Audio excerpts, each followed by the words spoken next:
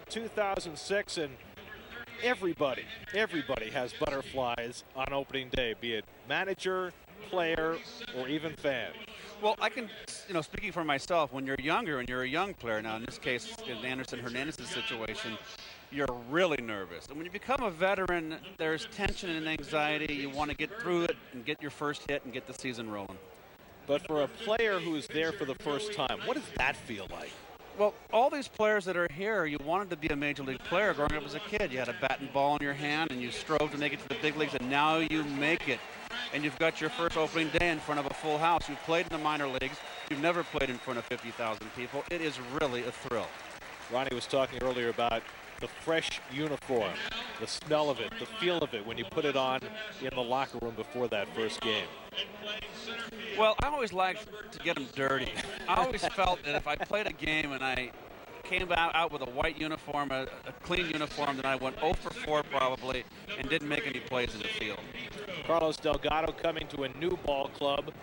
It's his third different franchise, his second in the last 2 years. Now playing at a place, unlike Florida, where people really, really care. Well, he's a veteran, and he's been a fine hitter his entire career. And I do feel that he's a big piece that's been added to this team. This team in the past has been a team that struggled offensively, particularly since the decline of Mike Piazza. This, like I said earlier, is probably the best hitting ball club since the '86 Mets. And there you see the Nationals being introduced to the crowd, including Alfonso Soriano. You talk about making a transition, not only coming to a new ball club, but much to his dismay, having to learn a new position. Well, he didn't want to go to left field, did he? And he's not known for his glove. He's known for his offense. He was brought over here to Washington for his offense. He's not leading off. He's hitting in the middle of the order. He wants to lead off. That's not going to happen. It's interesting to say that he didn't. When you read about Jose Cardinal, the outfield coach, saying that he didn't really work that hard in spring to improve himself in left field. But he's going to hit. Not only coming to a new ball club, not only changing positions, but also going to a stadium that does not exactly work well as far as an offensive player is concerned. Well, the Nationals have been introduced to the crowd here at Shea Stadium on a murky afternoon. Now it's time for the Mets to be introduced, and let's go down to the radio voice of the Mets, Howie Rose.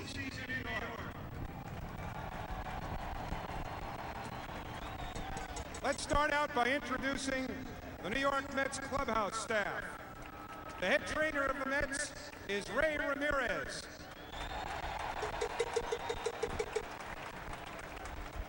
The assistant trainer is Michael Herbst. The strength and conditioning coordinator, Rick Slate.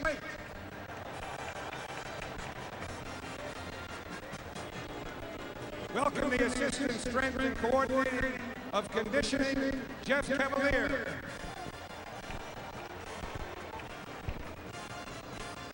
The equipment manager is Charlie Samuels.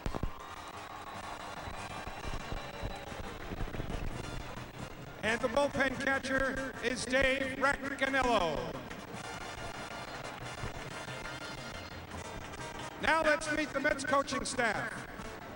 In his 46th season in professional baseball, a former Mets player, and now the Mets first base coach, number 2, Sandy Alomar.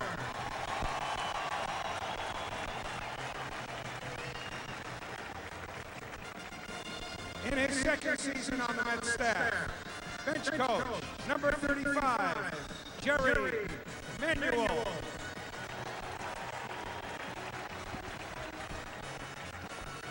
Fresh off of managing the Dominican team in the World Baseball Classic, third base and infield coach, number 3, Manny Ecta.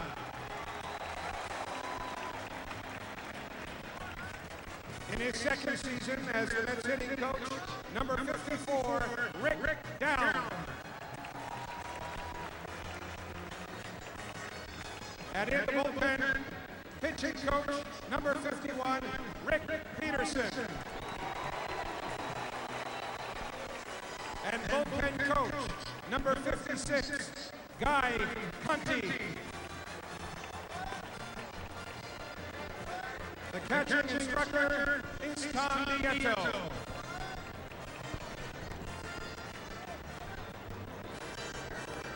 now it's my pleasure to introduce to you the 2006 New York Mets players.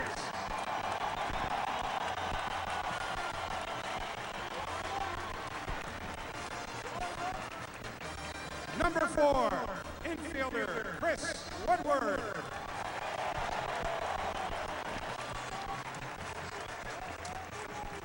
Number 10, outfielder Indy Chavez. Number 11, catcher Ramon Castro. Welcome to the Mets, number 13, pitcher Billy Wagner.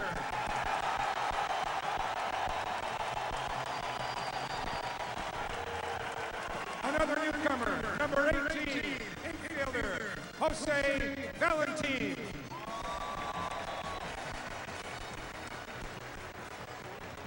Number 20, outfielder Victor Diaz.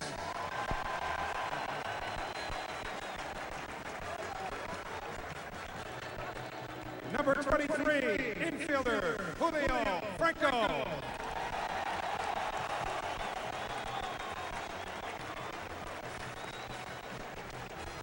Number 27, pitcher Darren Oliver.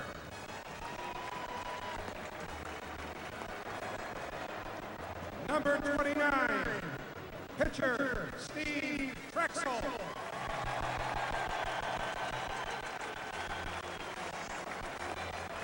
Number 34, pitcher Jorge Julio.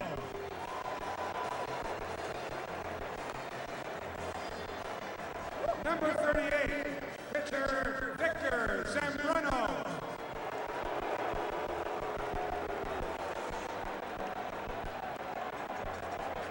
Welcome to the Major Leagues, number 40, pitcher Ryan Bannister.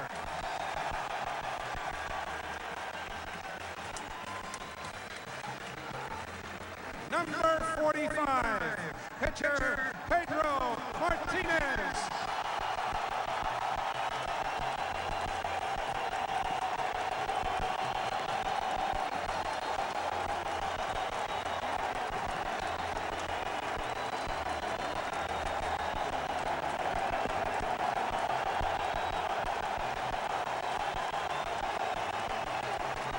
Number 48, pitcher Aaron Heilman.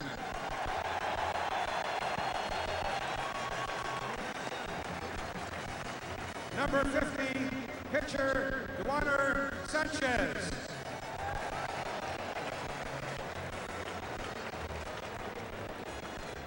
Number 53, pitcher Chad Bradford.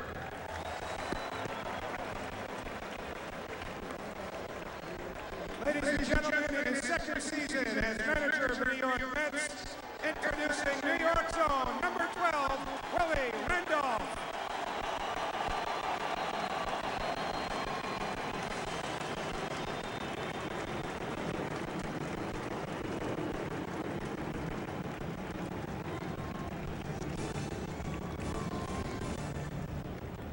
And now, here is the opening day lineup for the 2006 New York Mets.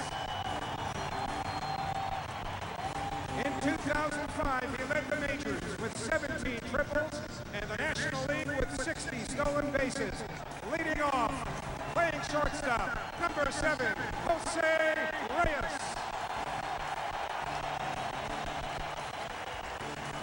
Batting second, he's collected the third most hits by a catcher over the last 5 years. Making his debut as a New York Met, Brooklyn native number 16, Paul LaDuca. Last season, he became the 4th player in Mets history to start the All-Star game in his first year with the team. Center fielder, number 15, Carlos Beltran.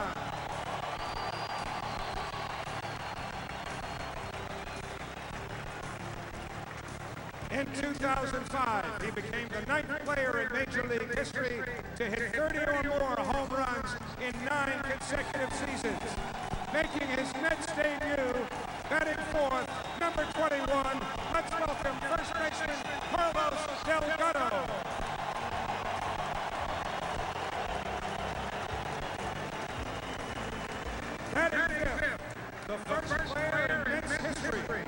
drive in 100 runs in the season following his rookie year, third baseman, number 5, David Wright.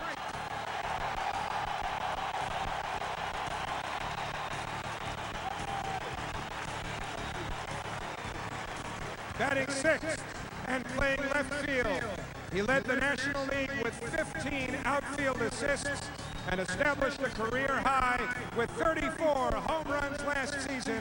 Number 30, Cliff Floyd.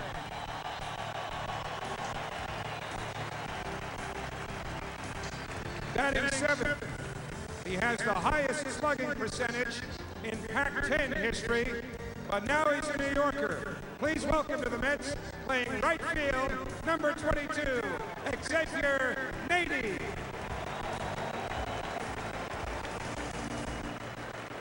He was the recipient of the Binghamton Mets 2005 Sterling Award, which is given to the team's most valuable player. Today, he bats 8th, second baseman, number 1, Anderson Hernandez.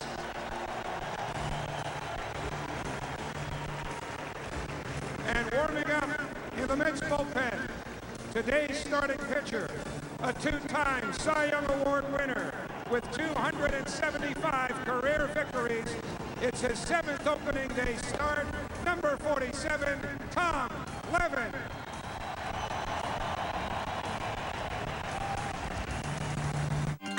Sports Night on Sportsnet New York, the news and information source for all New York area sports fans. 3 shows a night, the destination for the latest news on every area team. Sports Night won't just report the news, it will break the news. Our reporters and anchors will deliver to you live from Studio 51 at Rockefeller Center West. If it happens in New York, it happens on Sports Night. 6 p.m., 10 p.m., and 1 a.m. every night, only on Sportsnet New York. Get your New York sports here. Your 2006 New York Mets.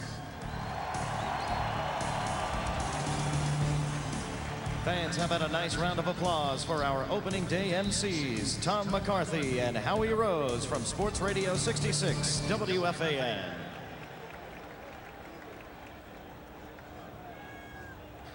Ladies and gentlemen, we direct your attention to center field. The colors are being presented today by cadets from the U.S. Merchant Marine Academy in Kings Point, New York.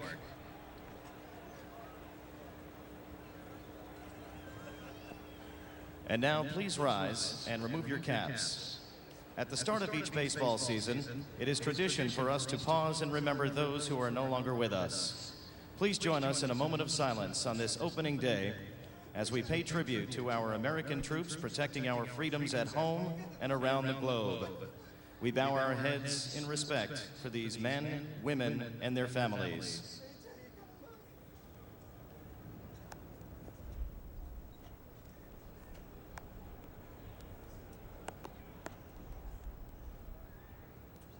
Thank you. Ladies and gentlemen, please remain standing for the national anthem. The anthem will conclude with a pyrotechnics display in center field and a flyover by the 111th Fighter Wing from Willow Grove, Pennsylvania. Here to honor America with the singing of the Star-Spangled Banner is the cast of the Broadway show Ring of Fire, the songs of Johnny Cash, now playing at the Barrymore Theater in New York City. Oh, say, can you see by the dawn's early light what so proudly we hailed at the twilight's last gleaming, whose broad stripes and bright stars through the perilous fight o'er the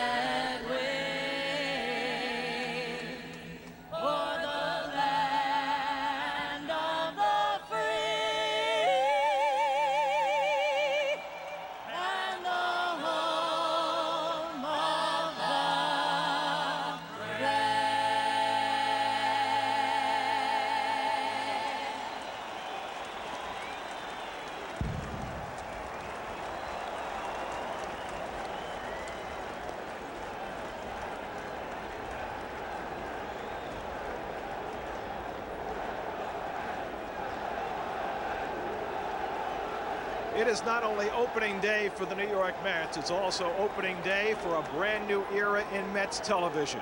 We welcome you to Sportsnet New York, your home for 125 Mets baseball games during this regular season. Sportsnet New York, your home for the Mets and for everything New York sports.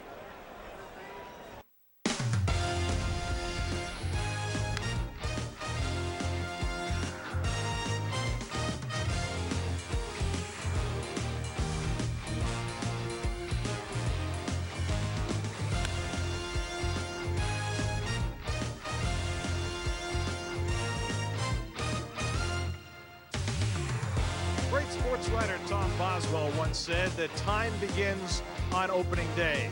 It's a fresh slate, a clean season, and a time of optimism when the realities of summer and fall are still far away. Fans from far and wide have come to Shea Stadium in a year of great optimism for the New York Mets as the 2006 season gets underway as the Mets take on the Washington Nationals at Shea Stadium. And a pleasant good afternoon, everybody, and welcome to Shea Stadium in New York. Cohen and Keith Hernandez with you today as the Mets open the 2006 season against the Washington Nationals. And we're very pleased to welcome you to Sportsnet New York, a new era in Mets television. And Keith, opening day is such a great time for everybody. It's a time of butterflies, but a time of, as we said, a blank slate. Absolutely, and the Mets made a lot of moves in the off-season. Omar Minaya answered all the needs. Billy Wagner, of course, is the closer, bringing in Carlos Delgado, plus the fresh young talent, the young kids that were here from last year's ball club. I'm optimistic about this club. And especially the offense. This is a Mets team with a new 100 RBI guy in the middle of the lineup that should be able to score runs. Well, I love Carlos Delgado, of course. He's a tremendous hitter, tremendous power hitter, an average hitter. But the balance of the lineup you see in the opening day lineup tonight with the left, right, in that middle, it makes it very difficult for the opposing manager to make moves. As far as the pitching is concerned, the bullpen is beefed up, but there are certainly questions regarding the Mets starting rotation. Well, it's the starting rotation, of course. Victor Zambrano tweaked his hamstring. He will probably throw on Sunday. Pedro, of course, in the foot. He said it's okay. But you got Tom Glavine going on opening day, future Hall of Famer, and this is his 7th opening day start. 275 wins under his belt. His 4th season as a Met, his 3rd opening day start as a Met. As for the defense, that's always a big part of a championship ball club. You've got 3 guys on that infield under 24 years of age. Absolutely. That left side's pretty inexpensive, too, of course, in David Wright and Jose Reyes. But the big surprise was Anderson Hernandez. He won the job at second base in spring training, took it from Jeff Keppinger. He's a real shortstop by trade. He played a spectacular defensive second base, and that's why he won the job. Now, the opposition today, the Washington Nationals, in their 2nd season in Washington after moving from Montreal. This is a team that went crazy last season, the beginning of the year, winning a lot of one-run games and, in fact, leading the division for a long time before coming down to reality of the second half. Well, their second half absolutely kind of fell apart for them. Everybody was waiting for the bubble to burst. But they made some moves. They brought in Alfonso Soriano. He's out in left field. He's not happy. But they needed their problem last year was their offense. Soriano's in the middle of the lineup to add some punch. Well, it's been 20 years since a Mets championship. The last time was in 1986, and Keith was a big part of that as Jesse Orosco threw the final pitch to Marty Barrett and celebrated in style. And there is my partner. Yes, sir. That was a great time. 20 years ago, and you wonder sometimes these things run in cycles. The Mets have certainly put together a team that's capable of contending in 2006. Right now, we're going to send it to the public address announcer, Alex Anthony, as the Mets get set for the first pitch of the 2006 season. The first pitch of the 2006 New York Mets season.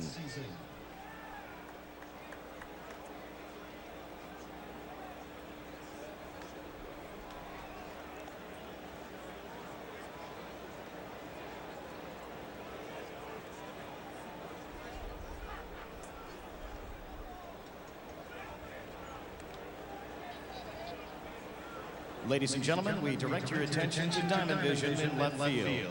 Throughout the 2006 season, the New York Mets are proud to commemorate the 20th anniversary of one of the most magical seasons in New York sports history.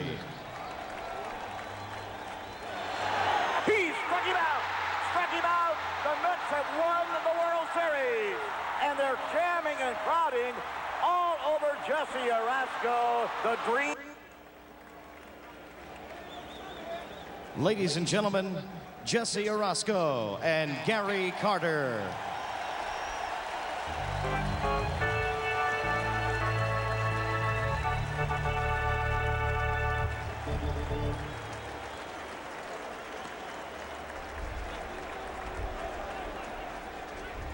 Jesse, it's your pitch.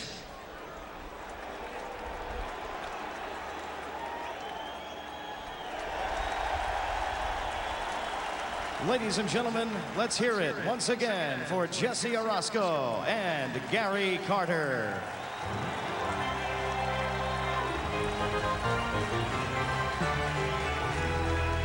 A successful first pitch, just as they had a successful last pitch 20 years ago. The Mets and the Nationals, opening day 2006, coming up.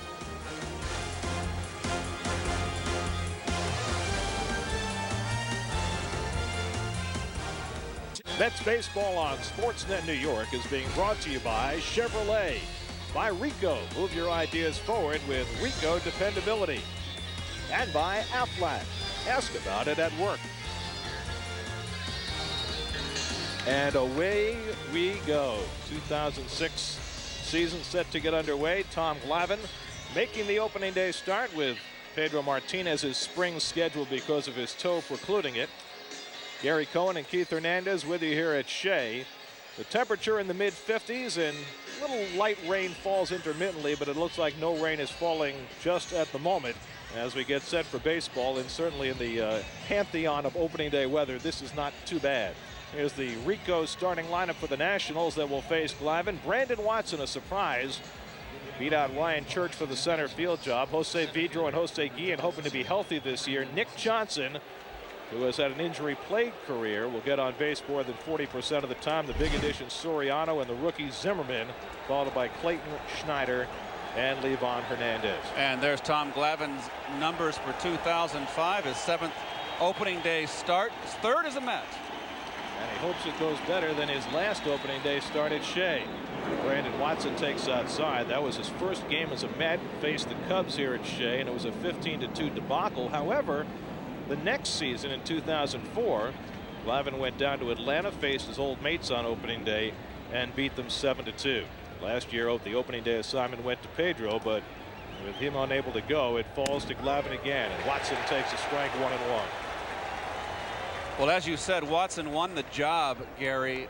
Beat out Ryan Church, who had a fine season last year for Montreal, Washington. It'll take us 10 years to stop doing that. 1-1 to Watson, lifted to center field. Carlos Beltran right there waiting for it. And there's the first out of the 2006 season as Watson flies to Beltran in center. So one away. Well, the deep defense for the Mets. We got Anderson Hernandez at second base. 5 games at second base in 2005. He won the job in spring training. You see the rest of the outfield: Floyd, Beltran, Nady, the infield, Delgado, Reyes, Wright, and behind the plate, Loduca. And there's Anderson Hernandez, who cut his locks a few days before the season as he got ready for his first opening day start as Jose Vidro takes a strike. Vidro back healthy.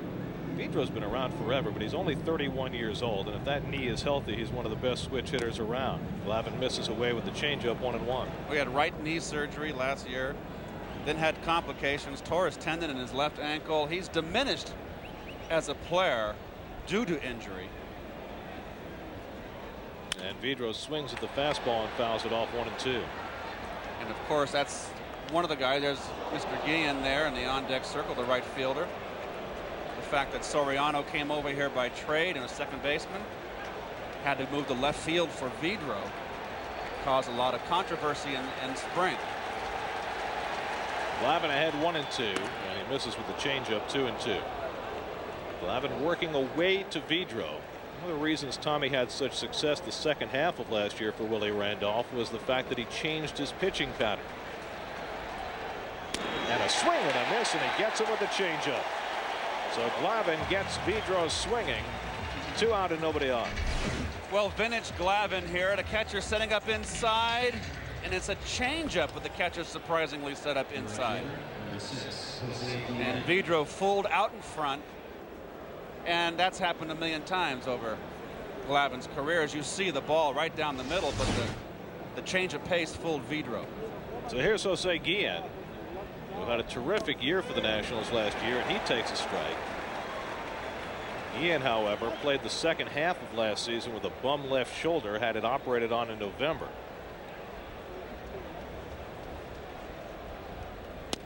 And Glavin misses away 1-1. Guillen had 10 outfield assists last season. Also was hit by 19 pitches. Felt his pitchers weren't sticking up for him and defending him. Temperamental type of guy. Glavin keeping it away. He had 24 home runs last year, Guillen did. 21 of them were hit on the road. And I think that really is something that's always going to concern the Nationals. They play in a ballpark where it's very hard to score. They've tried to upgrade their offense this year, but in that ballpark, pitching is probably going to win you most of your games. And it'll be very interesting, Gary, to follow Alfonso Soriano's power outage here, his output in that new ballpark. Nick Johnson waiting on deck, but Glavin trying to negotiate a 1-2-3 first inning, and the crowd gets itself revved up. 2-2 to Guillen, and he comes inside for the first time and misses 3-2. Well, this is something that Glavin did last year in the second half that turned his season around. Was he threw more inside and mixed in his curveball more than he had in the past. Payoff from Glavin, looped over short. In comes Floyd, and Glavin has himself a perfect first inning of the 2006 season. The Nationals go down 1-2-3. Glavin gets it done in the first. We go to the bottom of the first inning here at Shea Stadium. Fans still making their way in, and the rain right now is holding off. It's a breezy day in the ballpark, and one of the great workhorses in baseball, Glavin Hernandez, takes the mound for the Washington Nationals. Here's the Chevrolet Mets lineup that he'll face. Jose Reyes leading off. Paul Lo Duca inserted in the number 2 hole. Then Beltran, Delgado, Wright hitting 5th, and Floyd 6th, something we didn't see a lot this spring. And then Nady Hernandez and Glavin. And on the mound, the veteran Glavin Hernandez says he's 31 years old. Your guess is as good as mine. There's his record last year. This is his 6th opening day start. 10-10 lifetime against the Mets with a .452 earned run average and 28 starts. And the Mets beat him up pretty good last year. As you see Glavin sitting next to Rick Peterson. Jose Reyes, first man up for the Mets, and he takes a changeup for a strike. Reyes had an unbelievable spring training. He had .531 in the spring and even drew a bunch of walks in the last few games. And patiently takes another changeup, 1-1. Well, you can see right now what Levin's doing to Reyes. They're saying, okay, they're nibbling at him, seeing if he will swing at the bad pitches. Again, he goes off speed. 3 in a row, and it's 2-1. Now, Glavin Hernandez had some right knee surgery. It didn't move well off the mound in spring. He's a very good fielder. Wonder if the Mets will take advantage by bunting on him. Reyes lifts one to center field. Brandon Watson near the edge of the track reels it in. So Reyes, after getting the advantage in the count, got yet another off-speed pitch and hit it straight away. Well, here's the pitch, and there's the contact. Another changeup sinking low and away. And you see Watson here, Del Monte, can of corn right there. The ball kind of carried a little bit more than I thought it should have. So 1 out and nobody on. And now Paul Lo Duca making his Mets debut. Lo Duca hit .283 for the Marlins last year. The Mets, as much as any other team, have taken advantage of the Florida fire sales. After Florida won the World Series in '97, they broke up the team the next year, and the Mets picked up Mike Piazza and Al Leiter and Dennis Cook. 1-1 to Lo Duca. Well, after the Marlins won it in '03, following last season, they broke it up again, and the Mets picked up Lo Duca and Delgado. 2-1. Carlos Beltran in the on-deck circle. You can watch Glavin Hernandez work. He doesn't have a lot of wasted effort. Just a nice, easy motion. Curveball ripped over third, just foul. Laz Diaz, the third base umpire, right on the scene as Hernandez hung a curve. And hung a curve he did, and this ball just a little out in front, LaDuca, and hits it around 2 feet foul. Here's a side view at the swing. Good balance, just a little bit out in front. As slow as Glavin sometimes throws that curve, and that was a hard one for him, 73. Sometimes he'll dial it back to 64 or 65, that Bugs Bunny curveball. He's a great artist out there as far as changing speeds. Dribbled up the third baseline. Tough play for Zimmerman, a good young fielder, and he throws out LaDuca for the second out. So two-way. And the Ford defense sets up for the Nationals. Nick Johnson, the former Yankee, at first. Vidro, Clayton, the veteran, at short. Zimmerman, the young man, made 8 errors during spring training. Soriano, of course, trying it out in left. Watson won the job in center. Guillen and Wright, and Brian Snyder and behind the plate. And those 8 errors in the spring for Zimmerman, kind of something of an aberration. They consider him a tremendous defensive prospect as Beltran takes outside. Carlos Beltran starting his second season as a Met, and he was telling us the other day how much more relaxed he feels now than he did a year ago. And you can certainly believe that. 2-0. Well, the burden is off of him now. This, like I said, this is as good a lineup since '86. This is a lineup that's going to score runs. Less pressure on Beltran. Takes the curve for a strike, 2-1. And it doesn't go without note that Carlos Beltran and Carlos Delgado are the best of friends. And I think that Beltran very much looks up to Delgado. And that's going to help him in terms of settling in. Well, the Mets certainly hope that's the case, because Carlos really had a difficult season last year. Hit well in the clutch, but it just wasn't the season that he would have liked. 16 home runs, 78 RBIs, 3-1 the count, and these are the spots that plagued him last year. And he takes on the outside corner. Thought he might have had ball 4, but Rick Reed, the crew chief and home plate umpire, called it a strike. Well, a 3-1 changeup, and we're seeing what Hernandez does so well, and this view tells no lie. And that was ball 4, just missed. That's an umpire that gave the pitcher the call. Beltran on 3-2, pops it up behind first base. Nick Johnson has room near the stands, and Glavin Hernandez, like Tom Glavine before him, throws a 1-2-3 opening inning. So as we go to the second inning at Shea, Mets nothing, Nationals nothing. Second inning with no score. Tom Glavine worked a 1-2-3 first, including a strikeout of Jose Vidro in the first inning. And Nick Johnson will dig in to lead off the second.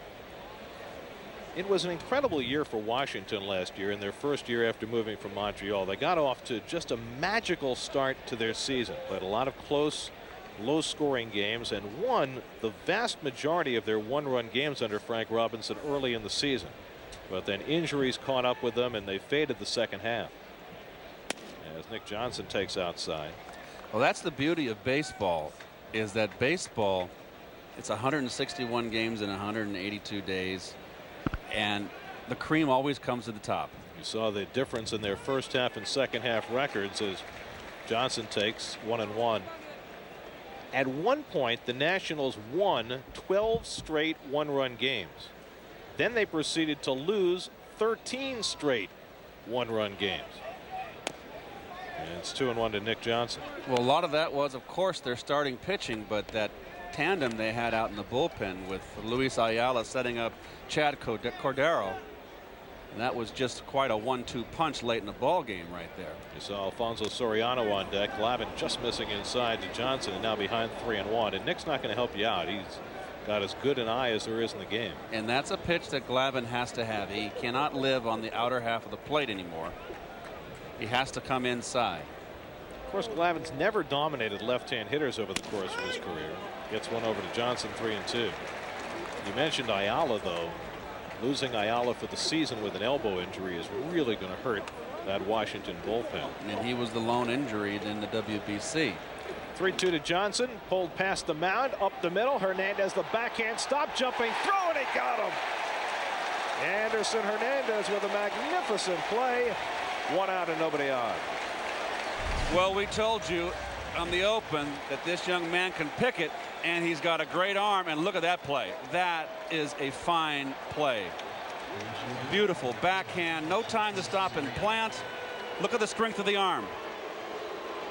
That is running. His body momentum is taking him into left field away from first base and throws a bullet and a strike. That's a shortstop's arm playing second base. Here's Alfonso Soriano getting a mixed reception from the Shea crowd. Soriano has been much in the news. Nationals traded their most popular player, Brad Wilkerson, among others, to get Soriano, intending to play him in left field. Glavin falls behind 2-0. Soriano has been a second baseman ever since the Yankees moved him from shortstop early in his career. And even though he hasn't performed well there, he considers himself a second baseman and not an outfielder, which is where the Nationals are playing him. You can know that when Frank Robinson is such a no-nonsense guy. There's Frank right there. First black manager in the history of baseball, Major League Baseball. On 3-0, Glavin misses away, and Soriano, who doesn't draw all that many walks, walks on 4 pitches, and that's the first base runner for either team. So 1 out and 1 on. Well, the Nationals knew when they made the trade for Soriano that he didn't want to go to the outfield. But after Soriano sat out a spring training game where he was put in the lineup, it became a battle of wills between himself and the organization. Jim Bowden, the GM, threatening to put him on the disqualified list, which would have meant he wouldn't have gotten paid. We all knew he'd be on that bus the next day. And he was. The power of the 1st and the 15th of the month. 1-0 to Ryan Zimmerman. Soriano, a 30-30 player last year. 30 steals, and it was only caught twice. That's now Paul Loduca behind the plate, and Loduca didn't have a great year throwing out base runners last year. He battled a hamstring injury. And Glavin's now missed with 6 in a row out of the strike zone. But around the strike zone, not wild by any stretch of the imagination. There's pitching coach Rick Peterson.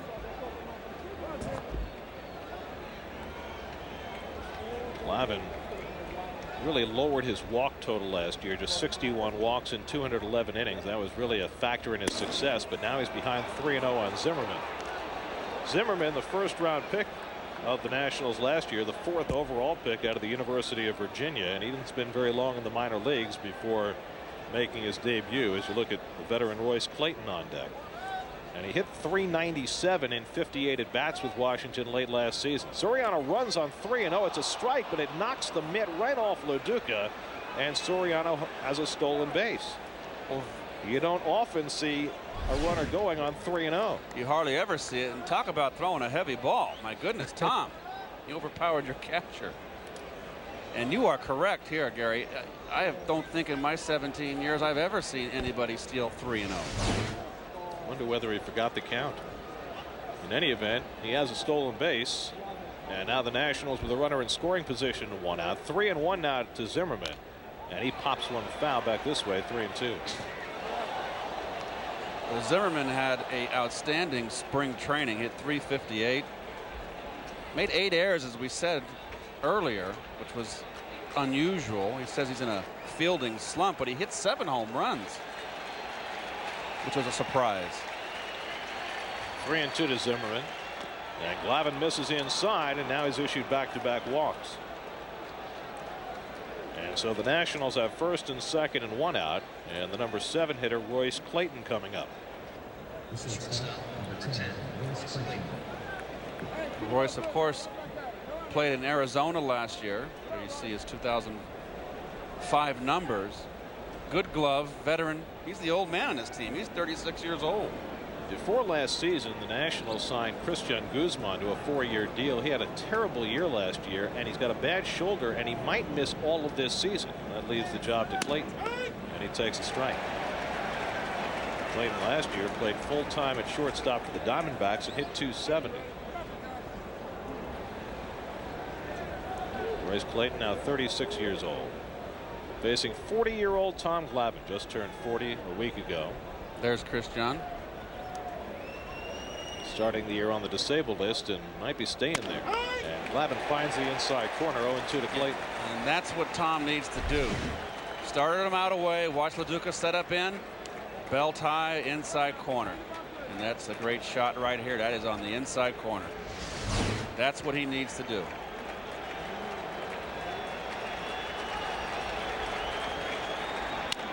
And Clayton lunging, fouls one off to stay in there at 0-2. Big crowd gathered here at Shea, a sellout right in the neighborhood of 55,000 in the big ballpark in Flushing. They started coming awfully early this morning. We got here at 9:30 and there were already thousands of cars in the parking lot, people tailgating. That's a new phenomenon for baseball. Well, it's cold right now. So you need to fire up You need that a fire. grill. There you I'm sure go. it'll stop in August and July. There's not a space to be had anywhere near Shea Stadium today. Glavin's 0-2. He swings and misses at the changeup. And Glavin has his second strikeout as he fans Royce Clayton 2 away.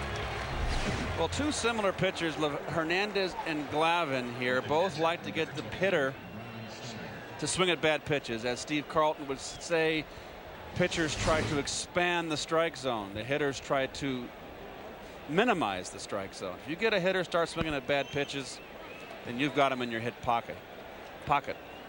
So 2 out and 2 on, and here's Brian Schneider, fresh off signing a new 4-year contract with the Nationals, maybe the most underrated player in the league, and he takes a strike.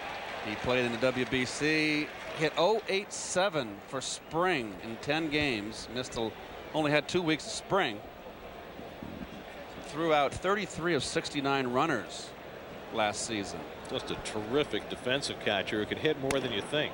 10 home runs last year as Glavin misses just inside 1-1. Well, that didn't miss by much. That's the second one against a left-hand batter that Glavin has tried to come inside and not gotten the call. Well, LaDuca did not try to cheat there with his glove. Tom, like I say, he's got to have that inside strike. Comes farther inside. It's 2-1 to Schneider. Now keep in mind you've got a base open, although it's third base, the pitcher on deck, but the pitcher, Livan Hernandez, is as good a hitting pitcher as there is. I never believed in that new philosophy of you've got an open base and it's third base. You got an open base when it's first base. Just outside as he threw the changeup to Schneider, and now it's 3-1. So Glavin working behind in the count here in the second inning. You saw in his last outing of the spring against the Braves that Glavin was having trouble with his sharpness and threw a lot of pitches early in the game. And he's having a long inning here. 3-1 to Schneider, and that's a strike. 3-2. Well, simple fastball away. Right to the glove. Schneider out in front. So now the runners will be in motion. Soriano at second, Zimmerman at first with 3 and 2 and 2 down as the fans begin to rise at Shea. 3-2 to Schneider. Dribbled up the first baseline. Tough play for LaDuca. Underhands, and he got him! LaDuca going about 40 feet up the line and throwing out Schneider. Terrific play by LaDuca, and it gets Glavin through the top of the second. No score. Tasty treat on a cool afternoon at Shea Stadium. Well, sausage and pepper action for you. They're selling a few of those today. If you got a cast iron stomach, you got it, pal. Me, I'm going straight for the hot dog. I think this kid's got the right idea. A little mustard and you're all set to go. Hold the relish. The ovation is for Carlos Delgado. Hardly the reception Carlos got last year when he came to Shea as a member of the Marlins, but times change very quickly in this game. Delgado signed a multiple-year contract with the Marlins, spurning the Mets last year. But they backloaded the contract, which made it likely all along that Delgado was not going to finish his tour of duty in Florida, and lo and behold, Mets traded Mike Jacobs and got Delgado. And Livan Hernandez misses ball 1.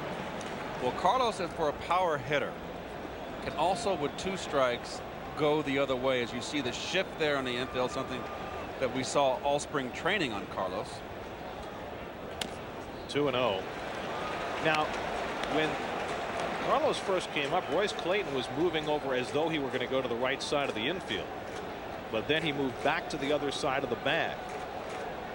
Teams will use some variety of shift against Delgado.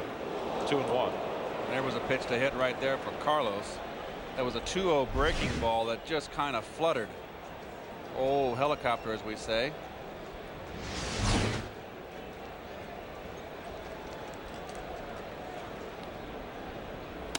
Oh, there he comes down inside. the inside corner. 2-2. This is fun to watch. Two pitchers that know what they're doing.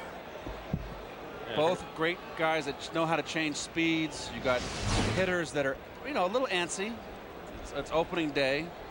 This is exactly the kind of pitcher you don't want to face on opening day. You have to be very calm. There was a time when Glavin Hernandez could throw in the low to mid 90s. Not anymore. Curveball swing and a miss. He got him. That Bugs Bunny curve from Glavin Hernandez strikes out Delgado. This is a pretty good hammer right here and off speed. Look at that, down and in with bite. That just completely fooled Delgado. Sports Night, the news and information source for all New York area sports fans. Sports Night won't just report the news, it will break the news. 6 p.m., 10 p.m., and 1 a.m. every night, only on Sportsnet, New York. Now, Pedro Martinez got the biggest cheers during pregame introductions. This man got the second biggest. David Wright, his first at bat of the season, and he takes a strike from Glavin Hernandez. David, in his first full year last year, did that. 27 homers, 102 RBIs, hit .306, a .388 on base percentage. And he's only 23. Curveball from Glavin in, 0-2. Interesting how this inning Glavin hardly threw any of that off-speed curveball. There's Davey Lopes. Positioning the outfielders against Wright. Upstairs to David, 1-2. If you're watching at home, you can see Glavin right now. You think he's got nothing on his fastball. He put a little extra on that one, a little zip. Wouldn't surprise me now if he comes back with something soft. And Wright fouls it away. Well, they're getting that fastball at 82 miles an hour, which, you know, is a far cry from what Glavin was in his heyday. But we've seen him, much like a Pedro Martinez, if not quite in the same class, go to the A fastball only when he needs it. And Wright pops it up, shallow center field. Watson in, and they're 2 away. Well, I know that Glavin goes is 31 years of age. Questionable. I'd like to have seen him pitch back in his days in Cuba when he was in his 20s. Well, the other thing is, think about how many innings he's thrown. He's thrown more complete games than any pitcher in baseball over the last 6 years. And he's over 230, 240, 250 innings every year. Well, he threw 246 in the third last year. Second year in a row, he led the major leagues in innings pitched. Here's Cliff Floyd hitting 6th in the order, and he takes a strike. And this was a little bit of a surprise because during the spring, Willie batted the 2 lefties, Delgado and Floyd, back to back, and hit Wright 6th most of the time. I think it's because of the 2 left-handers in the Washington bullpen, Joey Eichson and former Met and Yankee Mike Stanton. 0-2 to Floyd. He didn't like that last call.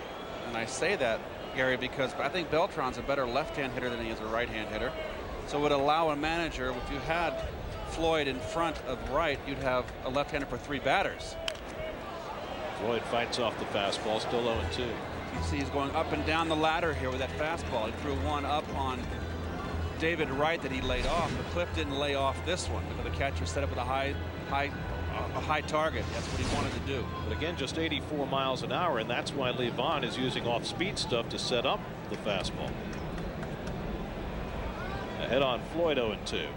And Cliff takes on the inside corner, strike 3 call. So Glavin Hernandez has retired the first 6 Mets to face and striking out a pair. We're through 2 innings at Shea on opening day, no score. We go to the 4th inning here at Shea Stadium, and again we apologize. Our truck here at Shea took an enormous electrical hit which knocked us off the air, and here's what you missed. Paulo Duca hitting a curveball from Glavin Hernandez and dumping it in just the right place in shallow left center to get home the first run of the season. And there's LaDuca, his first RBI of the year. It's an off-speed curveball. Good pitch from Hernandez. Just kind of dunked it in there for a base hit. So Glavin, who worked around a leadoff hit by Glavin himself in the top of the inning, starts Nick Johnson off with a pitch away, 1-0. Nick was robbed of a base hit by Anderson Hernandez going behind the bag at second his first trip. And Glavin falls behind 2-0. I've always found it amazing that umpires can miss an inside corner strike when they're leaning over right over the inside corner. It's right there in front of them. Jess?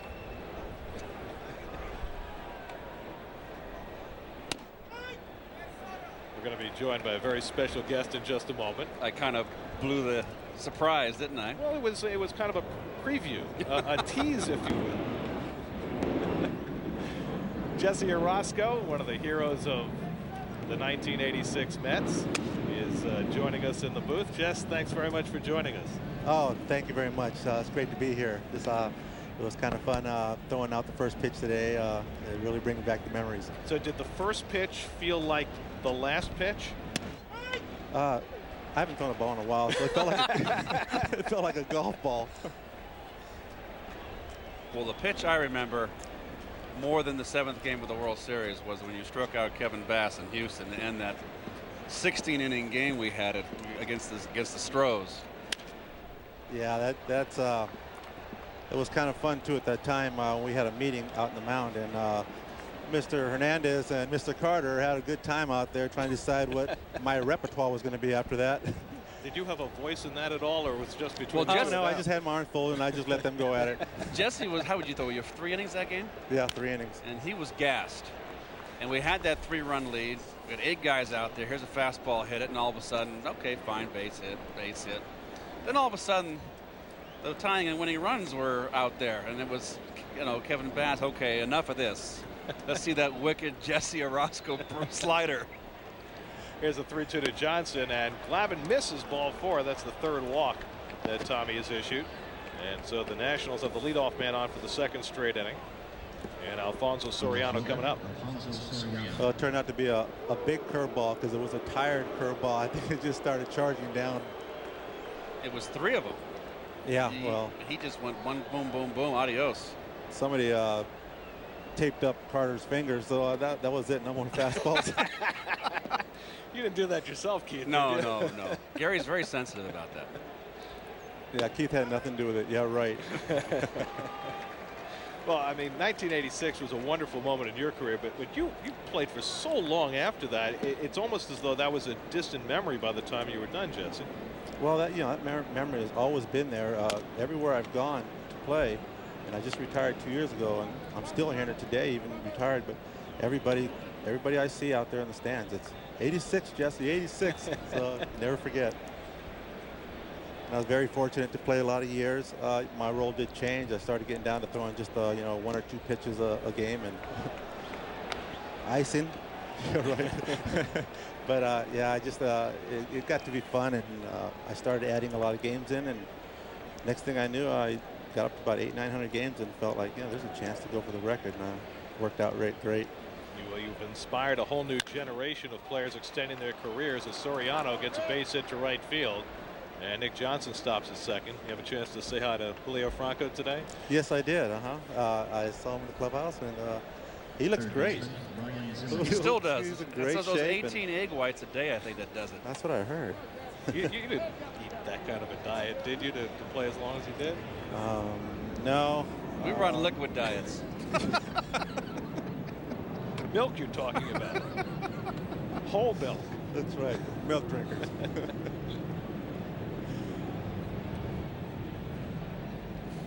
Have you seen anybody from the 86 team?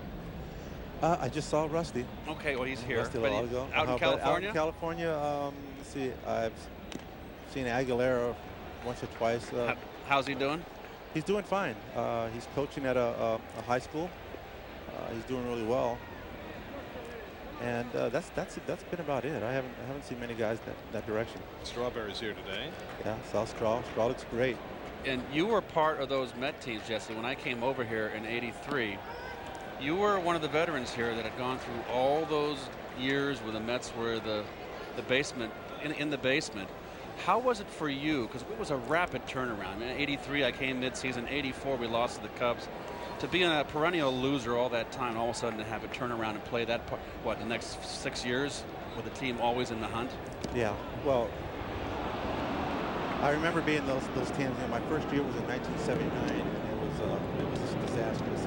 But you know, it was a learning experience for everybody, and it was about '83. And of course, well, when Keith came over, and then next year, Gooden and Strawberry and Darling, all these guys started coming up. Carter came in a trade. Zimmerman grounds one up the middle. Reyes with the knockdown, can't make the play at second, and now the Nationals have the bases loaded and nobody out. Reyes not able to cleanly field that ball as he made the dive. Well, the ball's hit hard. It just hits the heel of his glove there. He keeps it in the infield, saves the run, but Soriano runs too well to get the force out. So it's an infield hit for Ryan Zimmerman, and now Glavin has himself a big mess. Bases loaded, nobody out, and Royce Clayton coming up. Yeah, Jesse, you were not only a central figure with the '86 Mets, but you're also the connection to the '69 Mets, having been traded for Jerry Koosman. Okay, I'll take it that way. I Right? thought you were going to say '69. Yeah, being traded for Jerry Koosman. That's always been a trivia everywhere I've gone. Sure would like to have some numbers like him too, but You've got your own numbers. It was also a credit to the Met scouting. I mean, you're going to trade a veteran, Jerry Koosman, a stalwart here for Met fans, and they knew what they were doing, getting someone like you. Clayton drives one to center. Beltran in, tagging at third Johnson. The throw will go well up the third base line as Johnson scores, and that ties the game 1-1. A sacrifice fly for Royce Clayton brings home the first Nationals run, and the game is even 1-1. Well, the Mets got a little lucky here that Soriano didn't go home. This ball, here's a fastball in, and he got it out over the middle and up. Now, with the double clutch right here from Beltran, he should have just thrown it in. He had no shot to throw him out after that double clutch. And the ball was clearly over the cutoff man's head, and Soriano did not obviously read it. And so instead of the Nationals having another runner at third with one out, Soriano still at second, Zimmerman at first, and here's Schneider. Glavin would love to get a ground ball from him, but he flares one over third. That's going to fall just foul. 0-1 to Schneider. What have you been doing?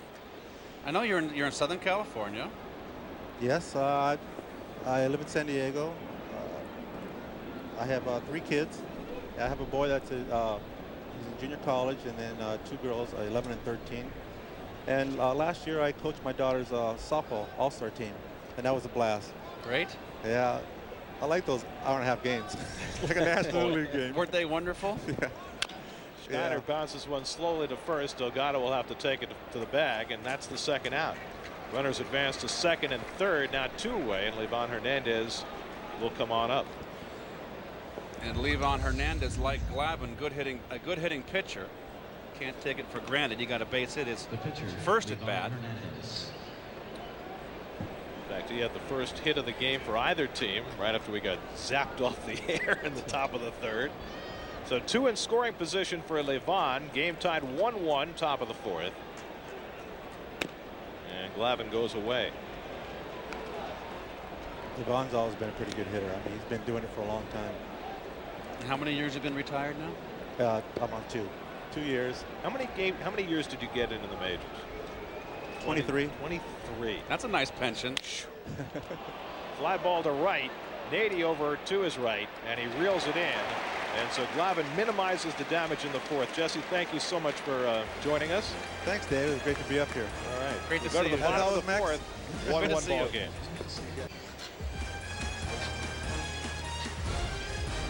It's a full house here at Shea Stadium. Opening day 2006. Matthew Broderick on hand watching the action. There's Met fans everywhere.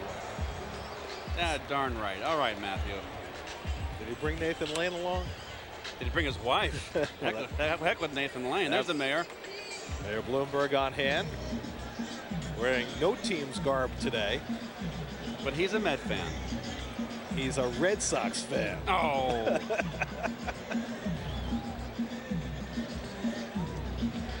but he has the good sense to root for the home teams now that he's transplanted. Carlos Delgado leads off in the bottom of the fourth. Carlos struck out his first time up on a big slow curve by Glavin Hernandez. That's got a run in the bottom of the third. Nationals tied it in the top of this inning, and Carlos takes a strike. You can see right there what Hernandez likes to do. He likes to run that fastball at the hip of the left-hand hitter, and it comes back out over the inside corner. It freezes the hitter. It's a very good weapon. He comes inside with a breaking ball, 1-1. Delgado has 3 career home runs against Glavin in 27 at bats. You see David Wright on deck. 4, 5, and 6 in the order: Delgado, Wright, and Floyd. And that's the likes of which a 4, 5, and 6 that the Mets have not had in a long, long time. Absolutely.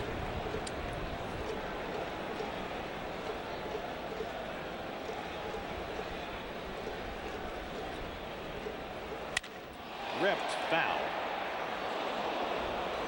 In and out of that front row. That hurt somebody's hands. 2 balls, 2 strikes. Well, they finally went away here, and you can see the catcher try to backhand, and he made a mistake here. Got on the inner half of the plate and down into a left-hand hitter's wheelhouse. And Carlos just a little bit too quick. What's it like? New team, opening day.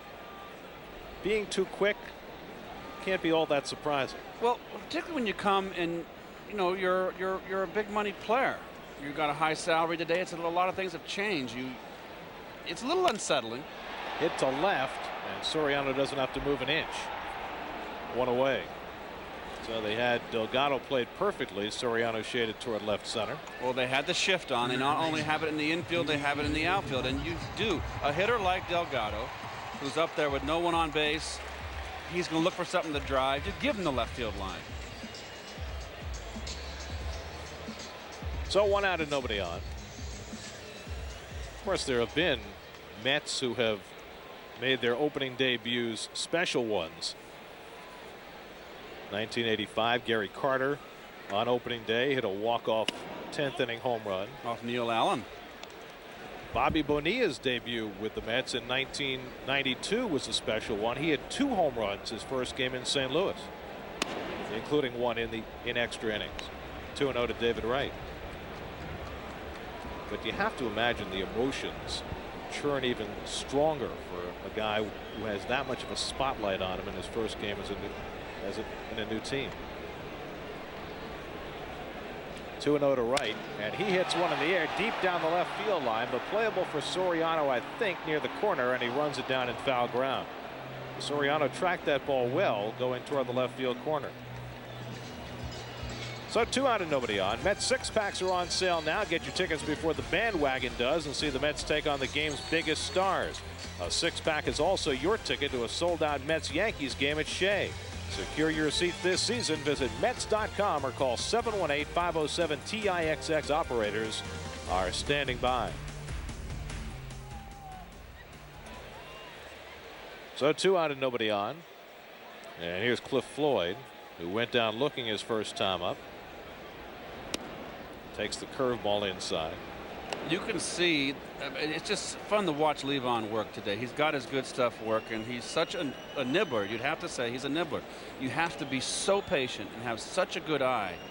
But he throws such tantalizing pitches up there that look just right there to hit and then fall out of the strike zone. And throws a fastball there, and he hasn't thrown all that many of them today, but he spotted that one. Clocked at 80 miles an hour. But because that off-speed stuff is so good, it works. I got to believe he's throwing a little harder than 80. I mean, that's almost BP.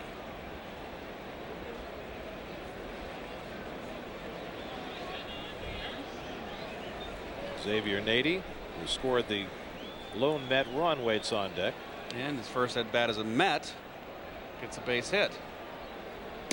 There's that big, slow Bugs Bunny curveball. 2-1. Now watch the he doesn't give it away. It's just the same motion, but look how effortless this is. Leg kick. Look at the follow through. He's there ready to field it. It's just no effort, no wasted effort. Comes inside, and it's 3-1. Now he's been behind the count, a breaking ball off-speed pitcher. Ahead in the count, he likes to pop you inside, which all good pitchers, and you see the shift on Floyd, which I agree with too. You give Floyd the left field line. Absolutely. Especially at 3-1. But he pops it up back toward the stand, Schneider, and he'll run out of room. 3-2 to Floyd. Well, Cliff had him a pretty good slider to hit right there. Kind of hung over the middle. He was a little tardy. This is a 3-1 slider. He wants it down and in. It just kind of stayed over the middle, belt high. And Cliff missed it. A little bit late. Hernandez has not walked anybody. He's struck out 2. Given up 3 hits. They all came in the 3rd. Fastball in again. Payoff to Floyd. Off the fists, but he rolled it foul outside 3rd. That was an interesting sequence of signs right there. There's no deception. He shook off. His second sign that Snyder called was a fastball in. He shook him off. Made him go through all of his other signs. Watch. Fastball in, no. Curveball, no. Slider, no. Fastball away, no. Changeup, no. Fastball in. He made him call it twice, trying to get the hitter to think. This is a very smart guy out here. This is fun. This is the little things of baseball that are so much fun to watch. Just trying to create that seed of doubt. Slider, curve, fastball in, fastball away, curve, changeup. Here's a 3-2 to Floyd, and he misses with the changeup away, and Cliff draws a 2-out walk.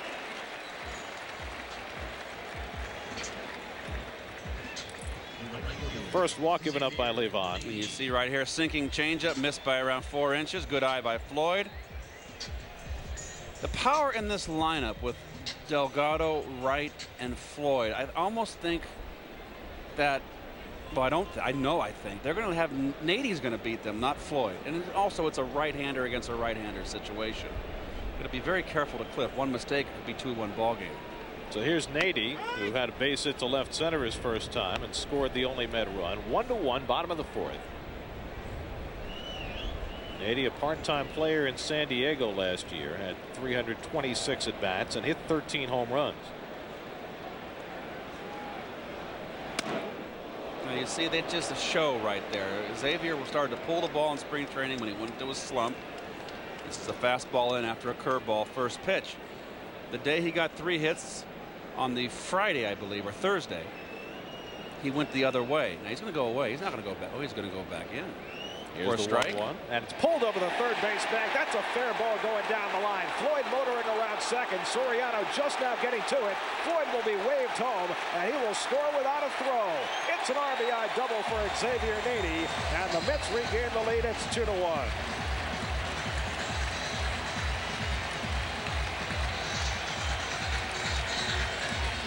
Well, I was a bit surprised he tried to come back in and throw a strike with a fastball, and he did, up and in, and that's a good pitch. And Nady likes the ball in here. He rips it down the line here, and boy, what a for Nady right here being traded over for Mike Cameron from the Padres. This is a wonderful way to start the season. We'll talk about having a big opening day in your first game with a new team. Nady now 2 for 2. He's scored a run and he's driven in a run. And now Anderson Hernandez. Let's see how they pitch to him here with the pitcher on deck and first base open. Hernandez grounded out to second base his first trip. To figure with a young player, they'll go after him. Well, just a showing fastball right there. And he's unknown quantity here, Anderson Hernandez. And Glavin with Glavin on the mound for the Mets does not want to go down 3-1. On 1-0, he bounces it to short right at Clayton. And that retires the side, but the Mets attack with 2 out. A walk to Floyd, a run scoring double by Nady. And the Mets regain the lead. It's 2-1 New York. And of course, it's opening day, a day for aces. Carlos Zambrano going for the Cubs today in their opener. And it's a comment on the Reds that they have Aaron Harang going opening day. As Tom Glavine, working with a 1-run lead, throws ball 1 to Brandon Watson. Watson tried to sacrifice his last time up, bunted into a force play. Hit to second. Hernandez, who was playing shallow against the speed of Watson, throws him out. 1 out and nobody on. Let's send it to the third member of our team, Chris Cotter. Chris. Hey guys, you know, it's interesting, Tom Glavine, keep in mind during spring training, he only went more than 4 innings once in his 5 starts, and this early on in the season. Let's keep an eye on the pitch count now as he works into the 5th inning. That's a good point, Chris. That's 74 pitches now for Glavin, who's clearly thrown more than he'd like with 3 walks along the way.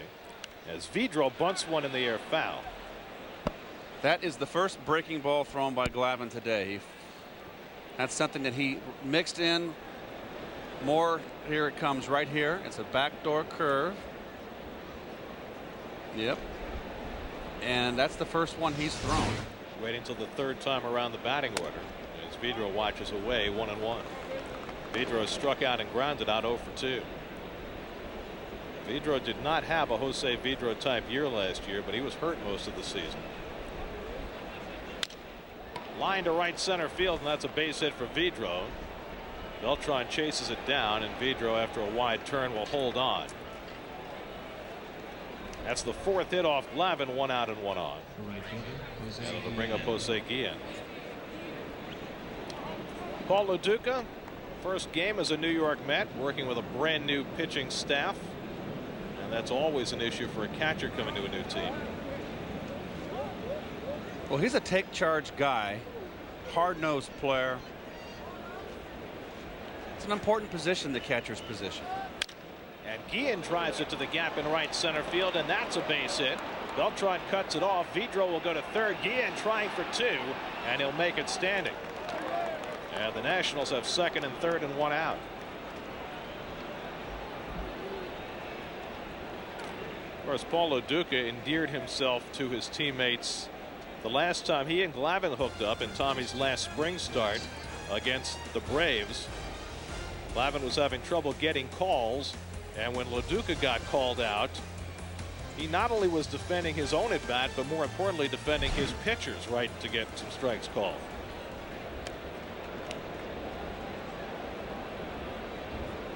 Well, he basically said he'd caught the same pitch in the same spot were called balls for against Glavin around 9 times. So when he got rung up, nothing will make you more angry than that as a hitter. So Lo Duca, who figures to be more of a take charge catcher than his predecessor Mike Piazza, showing that side of himself.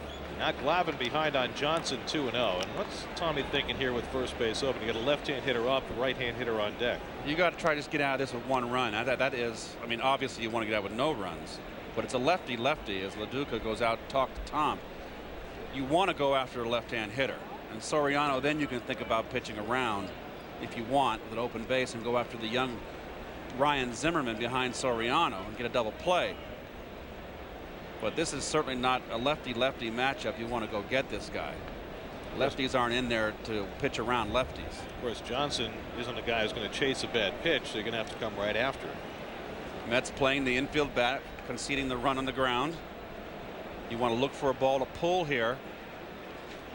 On 2-0, Johnson watches outside. It's 3-0. Peterson talking to Jerry Manuel, the Mets bench coach. That's a new role for Jerry, a former manager with the White Sox who was the first base coach last year. They're going to call down that bullpen, get some people up. 3-0 to Nick Johnson, who walked his last trip, and he takes a strike.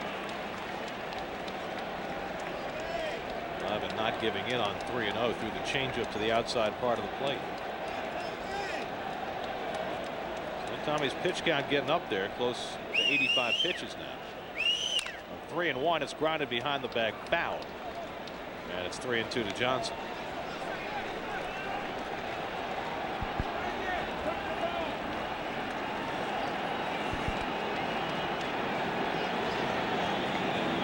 Let's get that bullpen cooking now. Vidro the runner at 3rd, Guillen at 2nd with 1 out. Glavin needs a strikeout, and Nick Johnson is a tough strikeout. 3-2 to Johnson. The payoff from Glavin, and it's on the inside corner. Strike 3 call. Well, that's the 3rd time today that Glavin's tried to pick up that inside corner against the lefty, and the first time he's gotten the call. Well, he didn't get the inside corner here. Look at the catcher go over the middle of his glove. That's just knee high, and maybe it did get a little bit of the inside corner. Here it is right here. Oh, good pitch. Well, that's a go sit down, hang with him, you tip your hat. That ball was not low. There's Chad Bradford and Darren Oliver up in the Mets bullpen. So that's the biggest pitch Glavin's made today, and now he throws one by Soriano. Boy, I'll say, Tom was not known to be a cheddar man with that fastball. Up and in and beats Soriano. Usually if Glavin's up with the fastball, it's a mistake. So see if he doubles up inside here. Second and third and 2 out. And it comes inside corner for a strike, 0-2. He doubled up in. That is good. Now he's out in front. He can do anything he wants. And that'll get the crowd on its feet here at Shea. Glavin trying to work out of a second and third and 1 out jam. Got Johnson looking. Now he's 0-2 to Soriano, who's walked and singled. On 0-2. Change up away. 1 ball, 2 strikes. It's kind of a waste pitch there. It's a little sinking change. See if he'll fish after it. Soriano does not walk. He's a hacker. Saw the rookie Ryan Zimmerman on deck. Glavin's 1-2. Another change, misses low, 2-2. Still got the base open. It's risky, but I would love to see a fastball in right now. Well, he's teased him away twice after coming inside with the first 2. 2-2 to Soriano, who asked for time. That's always a good thing. You've got Glavin now, the great pitcher that he is, Hall of Famer, future Hall of Famer. Here he is in a jam. He's pitching just right to the spots. Going in. On 2-2, he finds the inside corner. Strike 3 call. Glavin strikes out Johnson and Soriano back-to-back to strand 2 in scoring position and preserve the lead. We've come halfway, middle of the 5th at Shea. Mets 2, Nationals 1. Join the crowd. For the latest information on Mets promotional giveaways and other special events at Shea, visit Mets.com or call 718-507-TIXX. Get your tickets today. We go to the bottom of the 5th inning. Tom Glavine, who did a magnificent job that last inning, will lead off. Well, the runner's on base. Up and in fastball. Swung on and missed. Came back with another fastball in. And then throws a little changeup away. Another changeup low and away. And then goes right back inside with a fastball, called third strike. That is pitching. And that's Tom Glavine late 2005, 2006, as opposed to the Tom Glavine of the 90s. Now, I agree with you. In the at-bat prior, Nick Johnson, he went inside and got Nick Johnson after falling behind 3-1. Glavine had a base hit his first trip. Swings and misses 1-2. Well, Tom, you got a base hit last time off Glavine. He's not going to throw you that fastball. He's going to go get you here. Glavine pulled one into right for his hit. Taps this one up the third baseline. Glavine can't make the play in time, and Glavine has an infield hit. Looked like Glavine thought about letting that ball roll, realized it had no chance of going foul, and by the time he decided to pick it up, it was too late.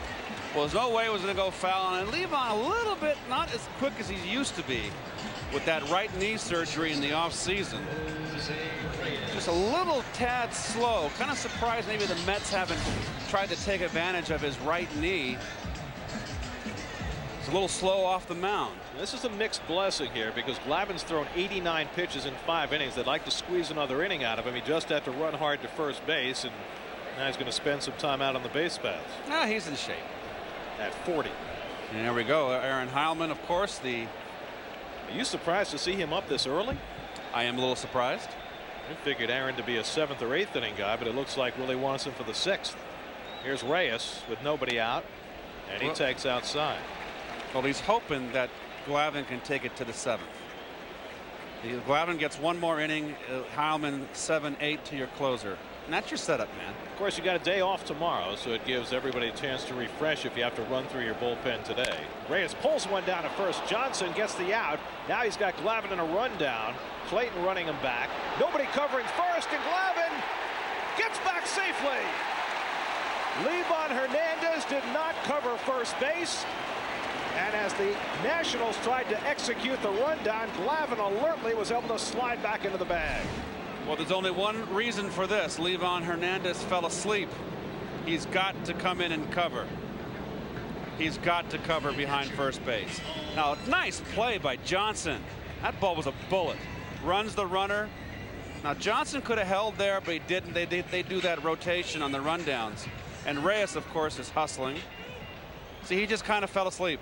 That's a brain cramp right there, because he realized it far too late that he needed to get over. Now Nick Johnson, a ball hit that hard, could have gone to second and tried to get Reyes, but probably his thought process was Reyes runs so well, why take a chance? I can tag the bag first, throw to second, we got a pitcher and a rundown. I think it was the right play. I agree. Considering Reyes' speed? Absolutely.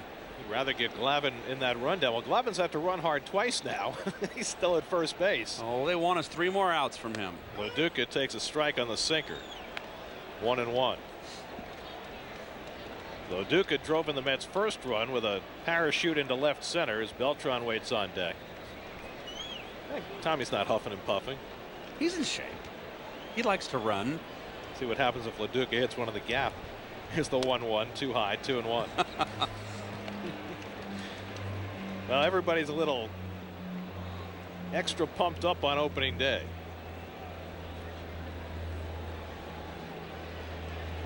Glavin going above and beyond the call right now, working out of the jam in the top of the inning and now running the bases hard. 3-1 now to LaDuca. Hernandez has walked only 1, struck out 2. Mets with a 2-1 lead and looking for more on the bottom of the 5th.